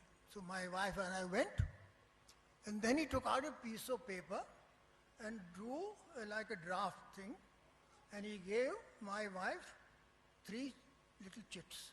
Said, इस पे आप लिख दीजिए अंग्रेजी में जो कुछ आप चाहती हैं. तो she wrote, ऐसे इसको मोड़ कर रख दीजिए यहाँ. अब उठाइए इसको. आपने ये पूछा पहला सवाल, bullseye. Second सवाल, bullseye. Third, bullseye. So I said, भाई कुछ तो होगा इसमें. So then he said, कि मेरी मुलाकात करा दीजिए लॉर्ड माउंटबेटन से और मार्गरेट थैचर से. मैंने क्यों? करा लीजिए आप. So Y.B. Chavan was found, he was passing through London to New York. And Chandra Swami has said कि अब वो आ रहे हैं, आप उनसे पूछ लेना हवाई अड्डे पे. So I asked Chavan, कि देखिए this chap has come and he says he wants to meet Mountbatten and Margaret Thatcher. Should I or not? इससे कोई हर्ज नहीं है, उसमें तो सिद्धि है.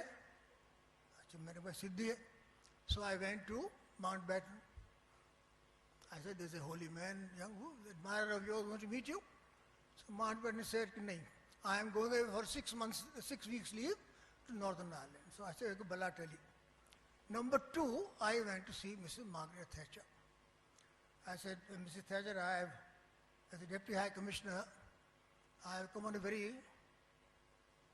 non-diplomatic thing. There's a young man from India who is a great admirer of yours. He's a holy man. Would you see him? He's a Deputy High Commissioner, 10 minutes and no more. So I told Chandra Swami, come along. Now, he likes to attract attention. So he had his dress, gherwa, and a big lut. And he was hitting it on the ground. I said, क्या कर रहे हो यहाँ? ये बदतमीजी है. नहीं चलिएगा साहब. ये सुद्राज लगाए हुए. We arrived. And Mrs. Thatcher had one look at him and said, good heavens, what has Natwar Singh brought here? And she said, what can I do for you? So I was translating for him. I said, Mrs. Thatcher, he says, what can he do for you? So, okay. By that time, she was getting quite irritated.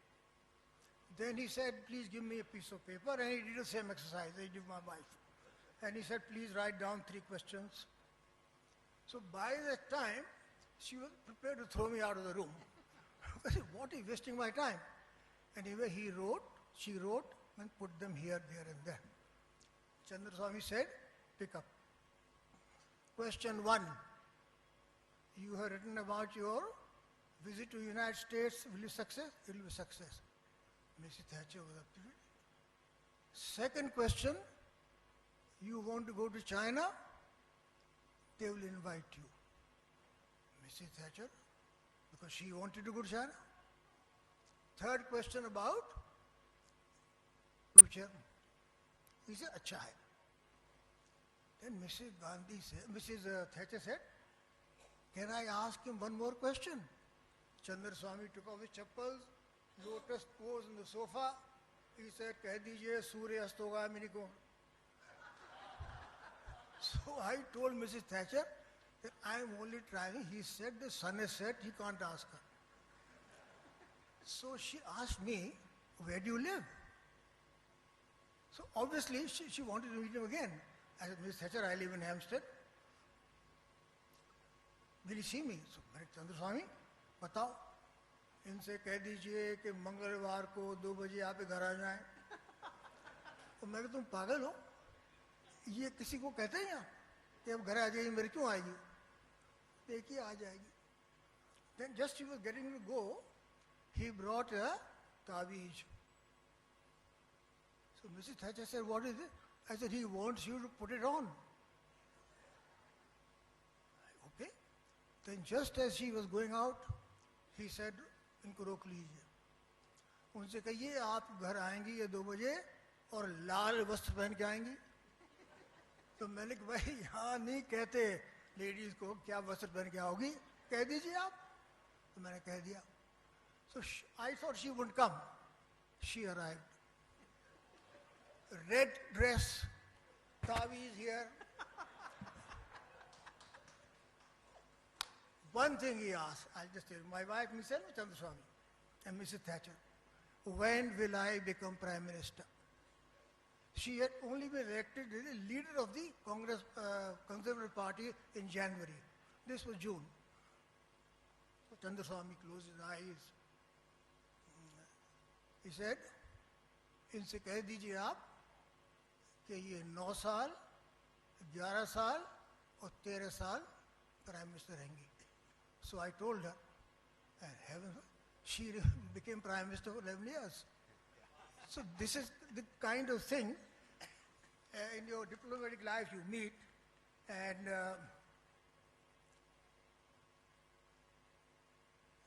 I think I've said enough. Thank you.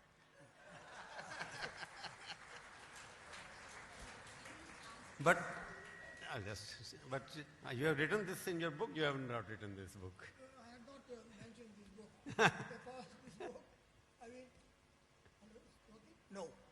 Here it is.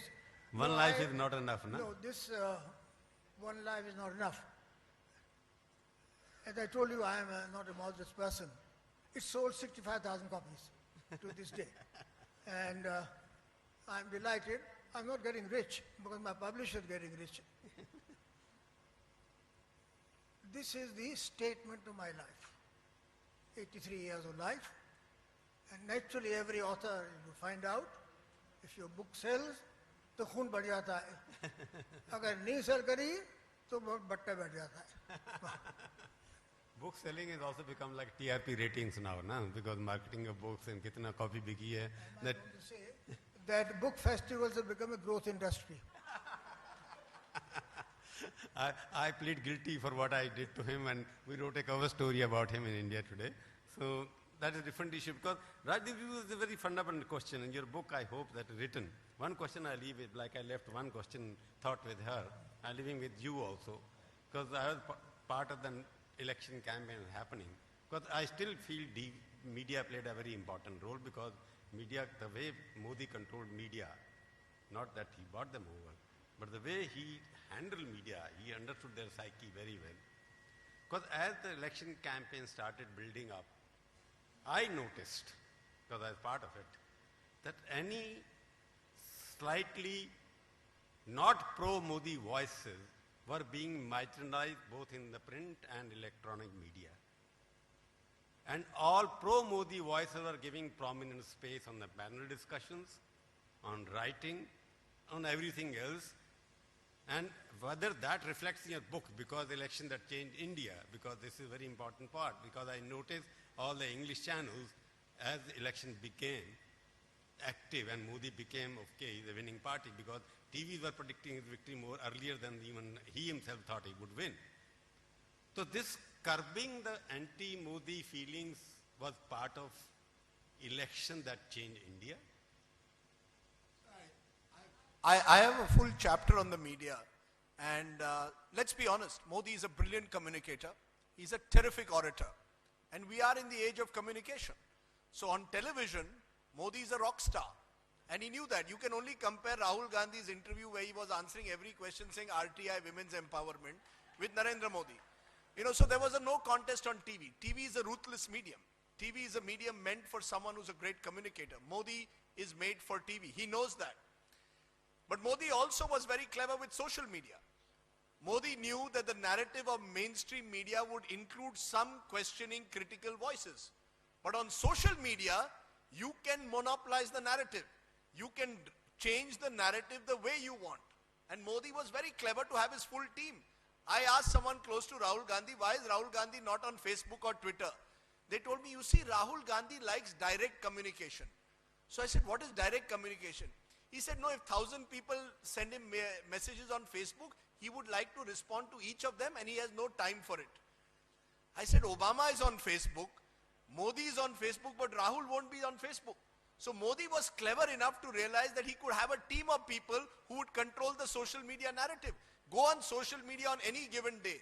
Any speech of Modi would be trending within 15 minutes. He was brilliant in it. Then take his advertising campaign.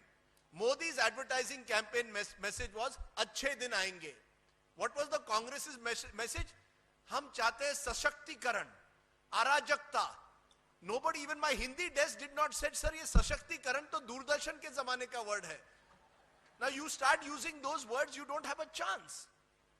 But yes, a section of the media was clearly carried away by what was happening. But let's be honest, in states where there is the limited media penetration, Chhattisgarh, Jharkhand, the BJP still did well.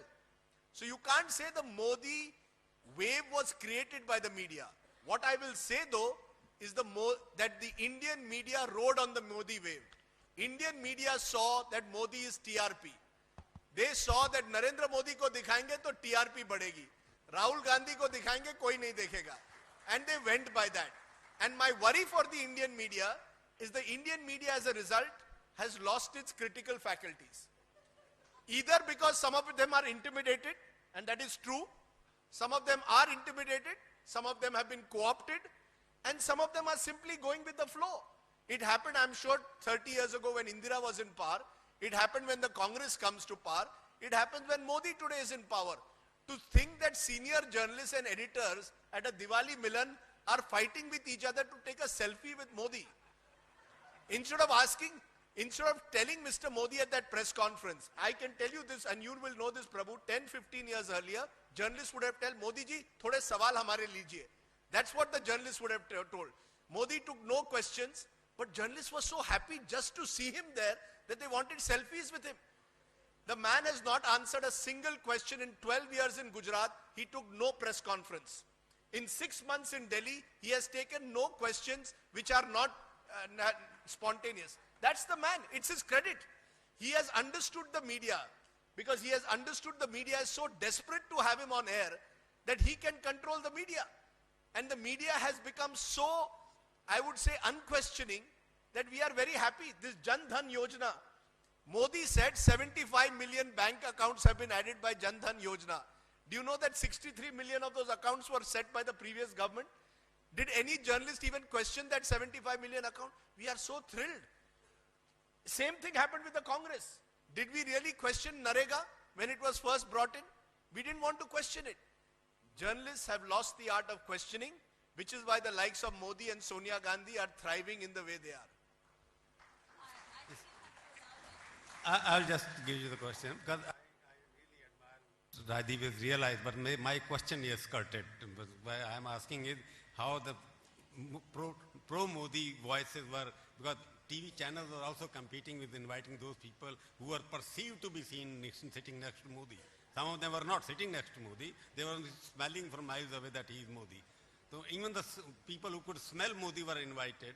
The Modi who could not go near Modi or Modi didn't like that, realized, they were kept. Modi, the whole narrative, as he rightly accepted, that Modi was winning, therefore TRPs we were getting because of Modi. And Modi chose who will he give in the interview. He chose one interview person from ETV first to start with, then from ANI. So he was dictating the terms and we were accepting it. That is what I am worried about it. As he rightly pointed out, Mrs. Gandhi we could question Rajiv Gandhi, we could question Atal Bihari Vajpayee, whatever happened that way. But Modi is not being questioned, he is right. But when we are writing for posterity, I am coming back to the books again. When we are writing about posterity 20 years from now, your son and my grandchildren, whether they would know all facts about Modi or not, that is what I am trying to realize, because when she wrote the book, this is a question which we want to answer. But before that, I have a suggestion, if you all agree. Any important paragraph of your book which makes a very strong point you would like to read, I would welcome, because people want to hear your book also that way. What is the paragraph which you think makes a very important point? Or you want to make some other point, you can make it. That's the difference. Rajdeep, let's face it, you haven't recovered from the shock that Modi managed to survive you and your colleagues, who did all you could for 12 long years. You've been a friend. I have watched your programs. And believe you me, had you guys not gone overboard in demonizing him, and you say he doesn't answer questions, what is the most profound questions you ever asked him? Topi kyun nahi pehni? Wo jo Musalman ne di thi. You never, it was left for me to point out on that very same dais The man came with a topi and a green dushala with Islamic kalma. Modi said, don't put topi, give me that green Islamic kalma wali shawl. He wore it. You never said that. You only said topi kyun nahi pehni, proving that you're anti-Muslim. This is the most profound question you've ever asked, and these is the kind of questions that you went on. And you can't stomach the fact that he survived all of you and is now maintaining a safe distance because you had no questions. If you had questions, there's no way that he wouldn't be willing to answer. Even with me, you've called me sold out, this, that, and the other. I say challenge me on facts. Tell me, I have obviously in a 400-page book, I cannot cover everything under the sun, but challenge me on facts that I have presented. Is there any lie there? Whereas I can tell you, in your presentation, there were a lot of lies manufactured over years, banalities, stupidities, of the kind that I started puking. One of the reasons, as I said, this book was written as a course correction. In that sense, you can say, because it's a book of course correction, it's a book of saying, enough of your lying. Let's have the truth. For example, did you ever tell the people on your television channel that Modi had called the army the very first day, on 28th itself? The first violence takes place around noon. The first 3 to be killed are Hindus. By 2 o'clock, request has gone to the central government for airlifting of the army because Gujarat borders couldn't send the army. That same night, army troops land, 28th February itself, they land. George Fernandez, the then defense minister, lands in Gujarat, in Ahmedabad, meets Modi at night. By morning, George Fernandez, as defense minister, is deploying the army personally through riot areas. If Modi was not interested in controlling riots, would he have called the army? In Assam, 4 days Assam burned. And though army was stationed there, nobody called the army. Did you ever say that? Did you ever tell the people that Modi asked Digvijay Singh as chief minister of Madhya Pradesh to send enforcements, police and additional forces, Maharashtra chief minister, Rajasthan? I'm just saying, you have, no, he talked about his book on elections, I talked about my book and why I had to do course correction. Now the point that I'm trying to make is, it's even today not true that pro-Modi voices dominate on media. It's simply not true. I can do an analysis of those 12 years. How many so-called there was hardly anybody pro-Modi. You became a persona non grata. My own colleagues have stopped talking to me. Because why? Because I went to Gujarat and studied and presented a counter view. So many people have declared me an untouchable. I mean, I never, when you went around peddling your version, we never abused you in the way that I've had to face abuse. You're not willing for a counter. So challenge me on facts. I can challenge you on many of your facts. Instead of calling it, no, but it was a personal attack, Prabhu. You know, hagiography. Just tell me, where am I wrong in my facts? Yes. But Rajdeep can't pretend he goes for shades of grey. It has not become Modi versus It's not, but I'm saying... Let me complete now. But there's too much self-certification. I'm shades of grey, others are black and white. My question is, you have proved the topic is very clear, that the political writing is becoming kiss and tell work. This is why your debate is very clear, that kiss and tell, basically provocative writing become the issues and whatever. But I am saying that political literature which you are producing, both of you, are going to be useful in the future for our students of politics or students of literature, whichever you use, that whether you are being honest with the literature or not, because basically it's a literary function. If we have to take a debate on Modi versus whether Modi is right or wrong, whether he is speaking with Muslim or not, Rajdeep Sardesai, there is some fundamental question. Yes, there is some kind of a thing that you speak a single word against Modi, there is some kind of reaction which is not there Mrs. Gandhi's time even. I am sorry to say, because it is very historical.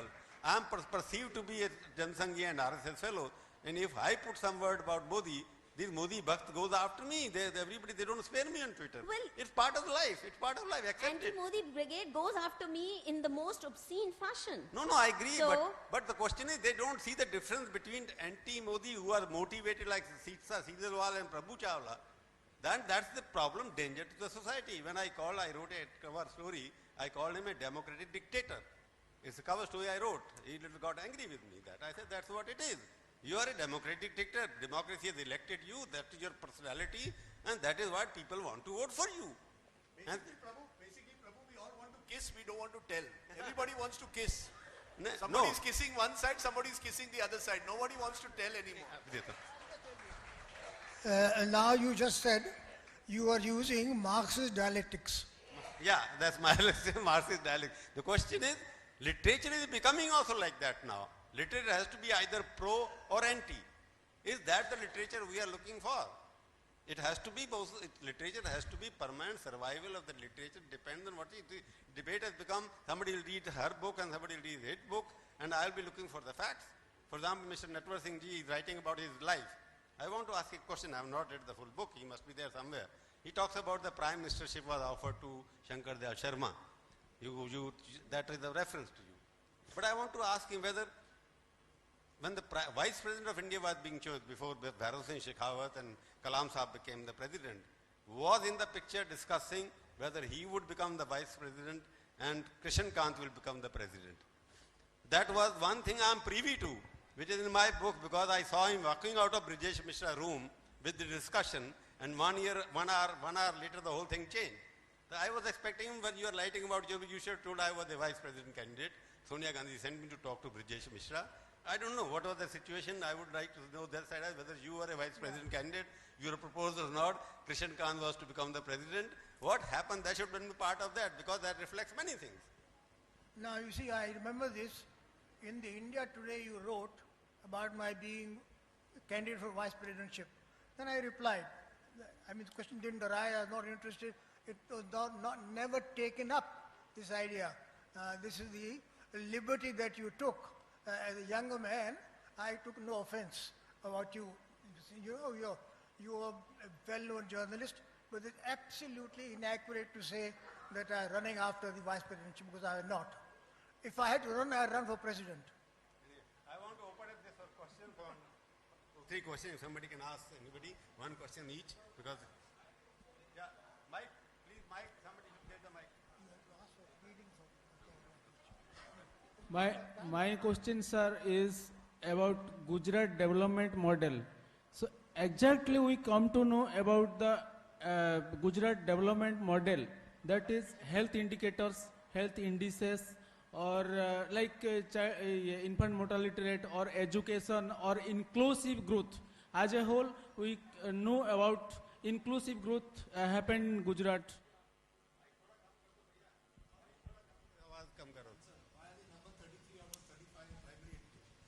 थोड़ा कम कर दो थोड़ा mic. Who will answer this? You will answer. Hello. I think the slogan Modi gave in the very first week, Sabka Saath, Sabka Vikas, has been seriously attempted to be implemented on the ground, which is why Muslims, and I talked, as I said, majority of my interviews are with Muslims. They say they've never had it better. The signs of prosperity, even in Muslim areas, villages, is visible. Ask them the kind of houses they were living in, what they were earning then, and what's happening now. Because when good water goes, and 24/7 power supply, it's not as if only Hindus get it, Muslims won't get it. Secondly, even in education, I, during the course of my travels, visited unannounced dozens of primary schools in villages, in the farthest villages of Gujarat. And I can say with certainty, it's serious work in progress. His Kanya Kelavani and school enrollment program, 3 days in a year at the start of school education, at the start of school term. The entire government, including Modi, visit village to village. They travel asking families to bring children. The quality of school infrastructure, grading of schools. It's serious work in progress. There's no denying. And I really found enough evidence that it's inclusive. And Muslims, I would say with certainty, have benefited in many ways even more than Hindus, far from being marginalized. And they say so. It's not me saying it. Have a look at my book. You will see some of it. Sorry?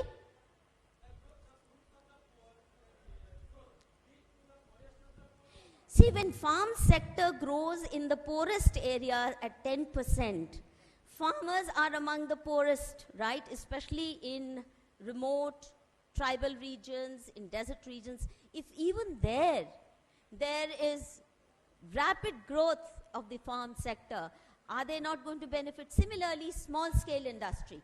Government policies towards it are not as hostile in many other states. Muslims dominate small scale industrial sector.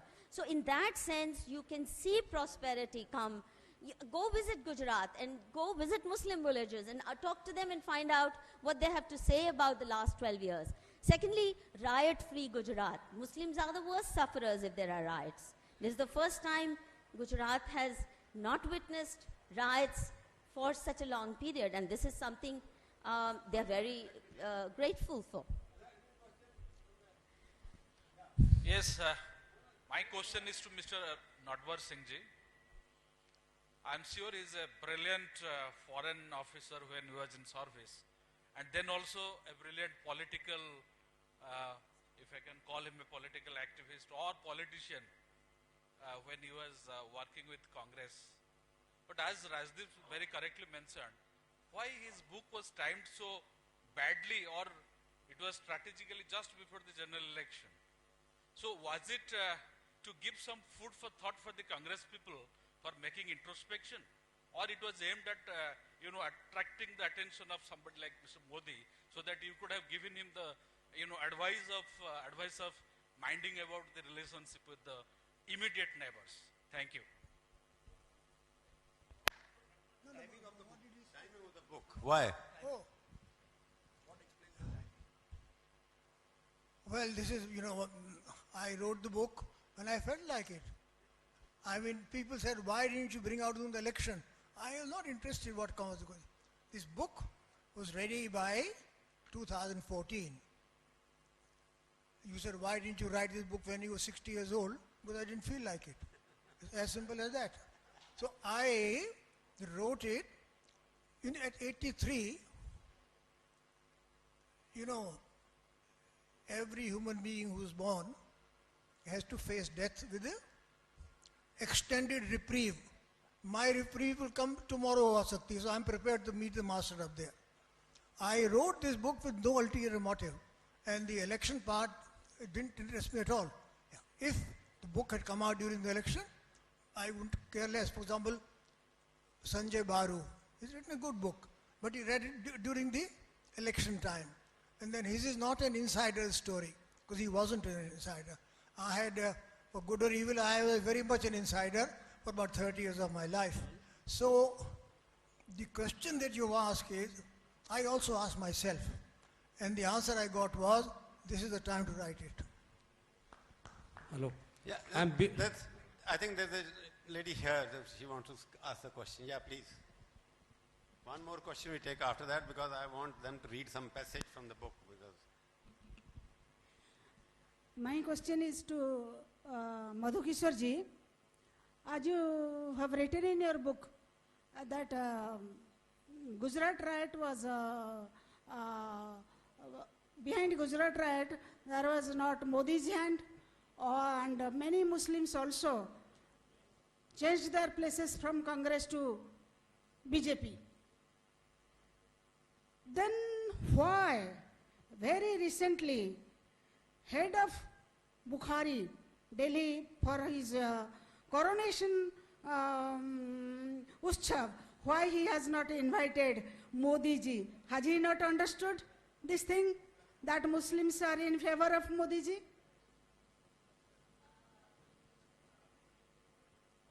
He is hardly the most credit-worthy politician. even his fellow Muslims challenge his credentials. He's not known for very honest politics. So in fact, I think he did a favor by not inviting Modi ji. To be seen in the company of Imam Bukhari is not a great compliment. He's not very popular among Muslims. And, Rajdeep had talked about why even one single Muslim was not given an MLA ticket. The fact of the matter is, in 2012 election, and even before that, Rajdeep would never cover the fact, and others who are anti-Modi, that hundreds of Muslims started winning elections at the Zilla Parishad, municipal corporation level on BJP tickets. This happened for the first time. Muslims never went near BJP. Hundreds. Oh, I have data on that. No. So the point that I'm trying to make Madhu, is... I'm sorry, because the question is confined to Modi, you should not go back to some No, other question is, Bukhari is not very respected even among Muslims. So it's no big deal if he didn't invite Modi. I'm happy that you made that point, because most of the Modi, as we call them, Bhakt, they are upset because why he was not invited. I was a little surprised by the BJP reaction. As if they were Foolish to be waiting for upset. him to be invited. I think it's foolish to be upset. I mean, let Imam Bukhari continue with his foolish ways.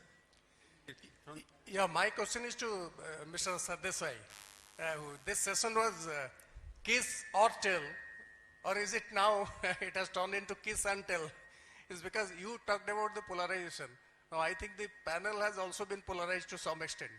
The truth, untruth and half-truths. I don't know how to get into the truth.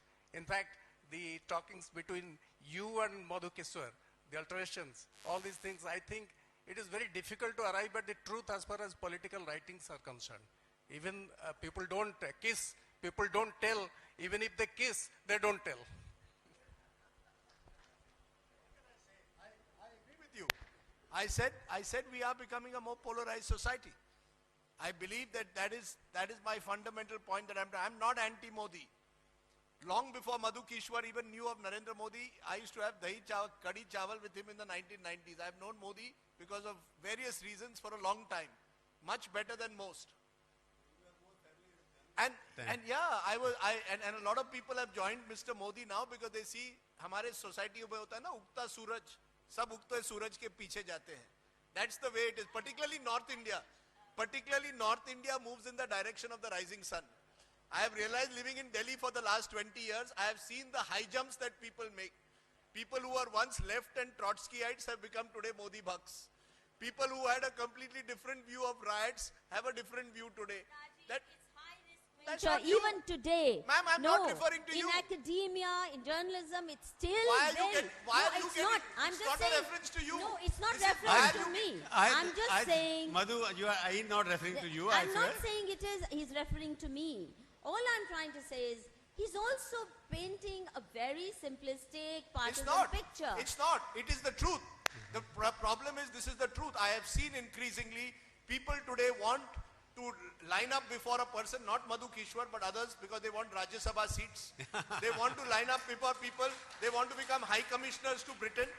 They want to line up before Mr. Modi so that they can go on trips to Australia and China ahead of the Prime Minister's visit. But he's taking no one with No, him. no. He has not taken, but people have been sent in advance. Chinese government and Australian government have invited a whole group of people who are close to Modi to understand Australia before the Prime Minister goes there. And please see the list of the people who are there.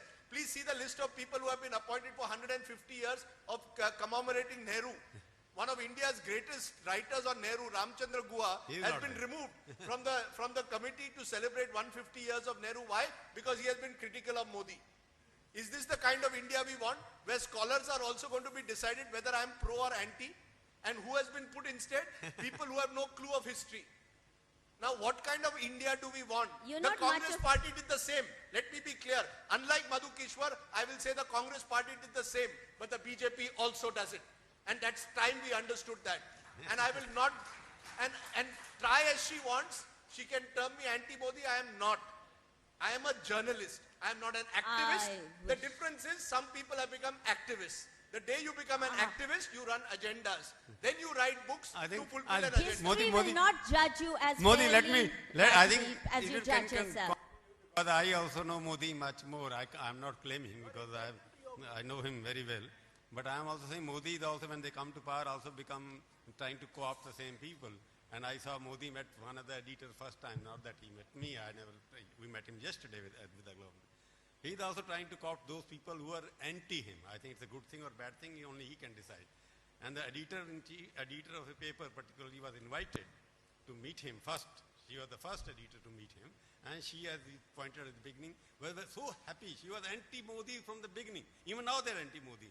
But she took the picture and tweeted it immediately on the phone that I met Modi and so happy, and 1 week before what she wrote as a different issue. And Modi also felt very happy that he inviting a person. When he is out of power, they will behave the same way because ideologically they are the same. But we are not getting into the debate at all. The question is, when you are in power, he has successfully used the media, as Rajdeep has frankly admitted, because Modi gave them the TRP. Therefore, any person who was speaking about Modi should not be invited on the show. Rajdeep was also there. He knew how he choosing people at that time. Sorry to say that. But that is what was happening. But let us talk about the literature, because we are talking about literature for posterity. I'm coming back to the same point. It is a kiss and tell stories, or you want to make a point behind your generation. And the debate is happened much more because we can't discuss Modi here. Because Modi generates heat even now. And he is rightly, Rajdeep has pointed out, the kind of people which I was in America. And yesterday in the editors meeting, some of the editors who are going to Australia, they were asking questions so that they can tell their Australian audience who are invited कि Modi का mind पढ़ने की कोशिश कर रहे थे कि this is what Modi is going to do. And Modi was too smart. He understood these questions are being asked. Because they are going to Australia and they will try to quote me as if they are closer to him. He didn't answer the question. मैं answer नहीं दूंगा इसका. So our journalism is becoming different kind of, I'm sorry to say I'm the oldest active journalist editor now, 68-year-old. I'm a little ashamed of journalism these days. So that's the reality of the fact. But I'm not a literature writer. When I write the book, this will create much more problems for me as well as various journalists who are there at the moment. But I would request two of them, if they got the book, can they read small little paragraph which they think conveys the theme of their book. Mr. Natwar Singh ji, आप 2 minute हमारे पास हैं. I'll just read out a bit. On the 7th of May, Priyanka and Sonia came to see me at my house. So I begin with, initially she, that is Priyanka, was a bit subdued, even hesitant, but she soon came to the point. Her mother had sent her to me. She recalled the interview I had given to The Economist on 28th of April about my autobiography. Would I be writing about events that took place in May 2004 before the swearing in of the UPA government? I said I intended to, but nobody could edit my book. I would not skirt the truth, nor would I hit below the belt. Certain proprieties cannot be ignored. Just then, Sonia walked in. I said, what a surprise. Her overly friendly and gushing greeting bewildered me. It was so out of character, it was a giveaway. Swallowing her pride, she came to her closest friend to surrender her quiver. It took her 8.5 years to do so. And I'll end this. My book ended with, दुनिया एक अजब सराय फानी देखी, हर बात यहाँ की आनी जानी देखी, जो जाके न आए वो बुढ़ापा देखा, that's me, और जाके न आए वो जवानी देखी. Thank you. Thank you. Rajdeep. Since we are talking about the media and the role of the media in the elections, this is on the day when Modi was filing his nominations from Varanasi on the 24th of April. It was a really big polling day. 117 seats were polling across 12 states. Did a live road show of Modi in Varanasi while polling was on in other places constitute an election law violation? It was an open question. Maybe it did, or maybe the law itself was outdated in a multi-phase election where every event in any case is being played out on the internet. The Election Commission's model code of conduct over a 9-phase election violates the code of common sense, fulminated voices on Twitter. But even if it was legal, was it morally right? Sadly, none of us wanted to even consider raising the troubling ethical questions. Modi was on an impressive march of victory. He was box office, the man the country wanted to see and listen to. We were happy to simply allow the TV studio to be a loudspeaker for his voice and almost willfully participate in the propaganda offensive. Cumbersome election laws be damned. Our moral compass as journalists had shifted almost irreversibly in the race for TRPs. On TV, Modi was the dramatic binary contrast to Manmohan Singh and Rahul, the Bharatiya, even Dabang action man, compared to the disconnected Lutyens' land dynasty. Starved of drama and communication by the uncommunicative UPA and a silent Manmohan, the TV camera veered thirstily to Modi for the continuous theatrics and hard-hitting sound bites that emanated from him. In the process, did we become participants rather than disconnected observers? Perhaps the media did become part of the Modi propaganda machine. The camera transfixed by the unfailingly sharply dressed prime ministerial candidate. Apparently, he did not repeat a single outfit during the campaign, who seemed to dash between multiple locations with not a hair out of place. There was no denying the massive viewer interest every time Modi was on air. The sheer size of the rallies, the social media popularity of Modi, which became a crucial guide to TV coverage, or the cascading effect of every outlet beaming out Modi, thus perhaps creating a self-perpetuating cycle of constant coverage. The TV camera, I have always believed, is an amoral technology. It covers both good and bad, and it simply goes where the action is. Nirbhaya protests or Ramdev rallies, Anna Hazare or Kejriwal dharnas. In the 24/7 cycle, the camera is invariably drawn to the maximum possible action. Modi was the man who was creating the action, and inevitably the camera became his constant companion. In the final analysis, neither sanctimoniousness or self-flagellation is necessary. To suggest the media created the Modi wave is to give ourselves undeserved self-importance. And it is also disrespectful to the mandate given to Modi by millions of Indians who have reposed faith in him. At the Mumbai Press Club debate, ad whiz Piyush Pandey got it right. The media didn't create the wave, it simply rode on it. The last word. It's from acknowledgements, extract from acknowledgements. This book would never have been written had Sonia Congress and its comrade in arms, the communist parties, especially the CPM, not deployed their best political brains to devise the most sinister strategies to fabricate a whole demonology around Narendra Modi. This book would never have been written if the Congress and its allies had the courage and integrity to fight Modi politically on genuine issues rather than using hirelings for destroying their prime challenger through character assassination and trial by innuendo, with the single-minded aim of toppling his government in Gujarat and prevent his rise to power at the center. This book would never have been written if one had not seen the rhetoric of secularism being used as a mask to cover mafia operations and all manner of crimes by the leading politicians and public figures of India, had political parties claiming to be secular not employed their choicest stalwarts to spew venom against Modi as their primary occupation for the last 12 years.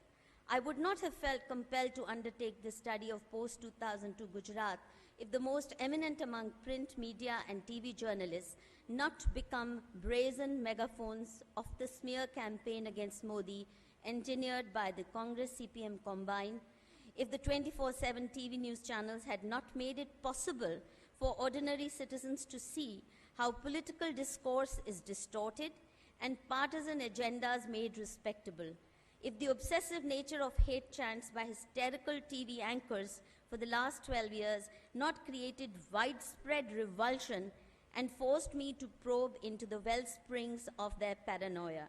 I would not have taken on this work with such fierce determination if I had not seen prominent voices within the academic establishment become willing accomplices in subverting democracy through a systematic misinformation campaign and outright lies under the pretense of fighting communalism. My task was made harder by the fact that many of them are my old friends and colleagues. but they shunned and slandered me as though by going against their view of things, I had committed heinous crimes. My question has not been answered yet, but I will leave it to the audiences to sort it out, because it's a kiss and tell model. The question is, whatever we discuss today, literature is a good story or good literature. That's the difference between, because are we telling stories or are we writing literature? That's the difference one we have today, because we are now producing more stories rather than good literature.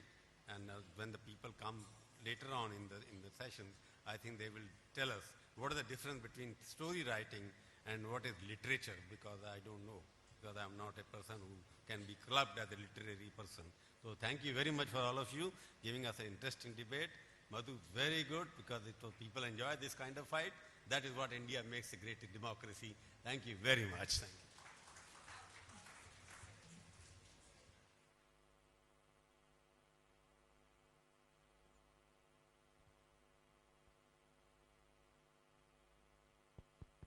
Yeah, that was an engrossing session. I would now request the editorial director of the New Indian Express, Mr. Prabhu Chawla, to present mementos to our panelists here as small tokens of appreciation.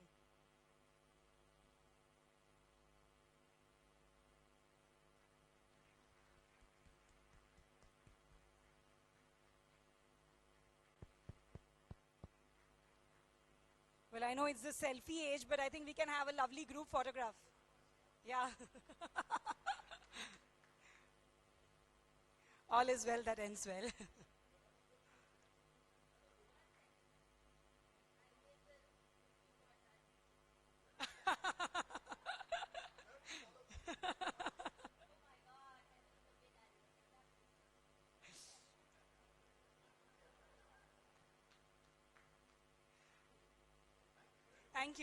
Thank you so much. I would like to mention here that we have a special book stall available downstairs. It's set up by Oxford, which is our festival partner. And yes, for this particular session, the books are available outside, so you can buy them and get them signed by the authors. That's a privilege for all the book lovers here. Talking about partners, I would also like to take the opportunity to thank our sponsors for the event. Gold partner, Wave and Balisor Ispat Alloys. Silver partners, Tata Steel, MGM Group, S&M Group, Oil India Limited, GAIL India Limited. Associate partners, SR Rungta Group, Nalco, Paradip Port Trust, Mahanadi Coalfield Limited, Odisha Stevedoors Limited, and JSPL. Hospitality partner, Mayfair Hotels. Radio partner, 92.7, Big FM. Outdoor partner, Team. And like I had just said, book partner, Oxford. Ladies and gentlemen, we take a break for 40 minutes, but do come back. We have some very interesting sessions lined up, so see you in a short time.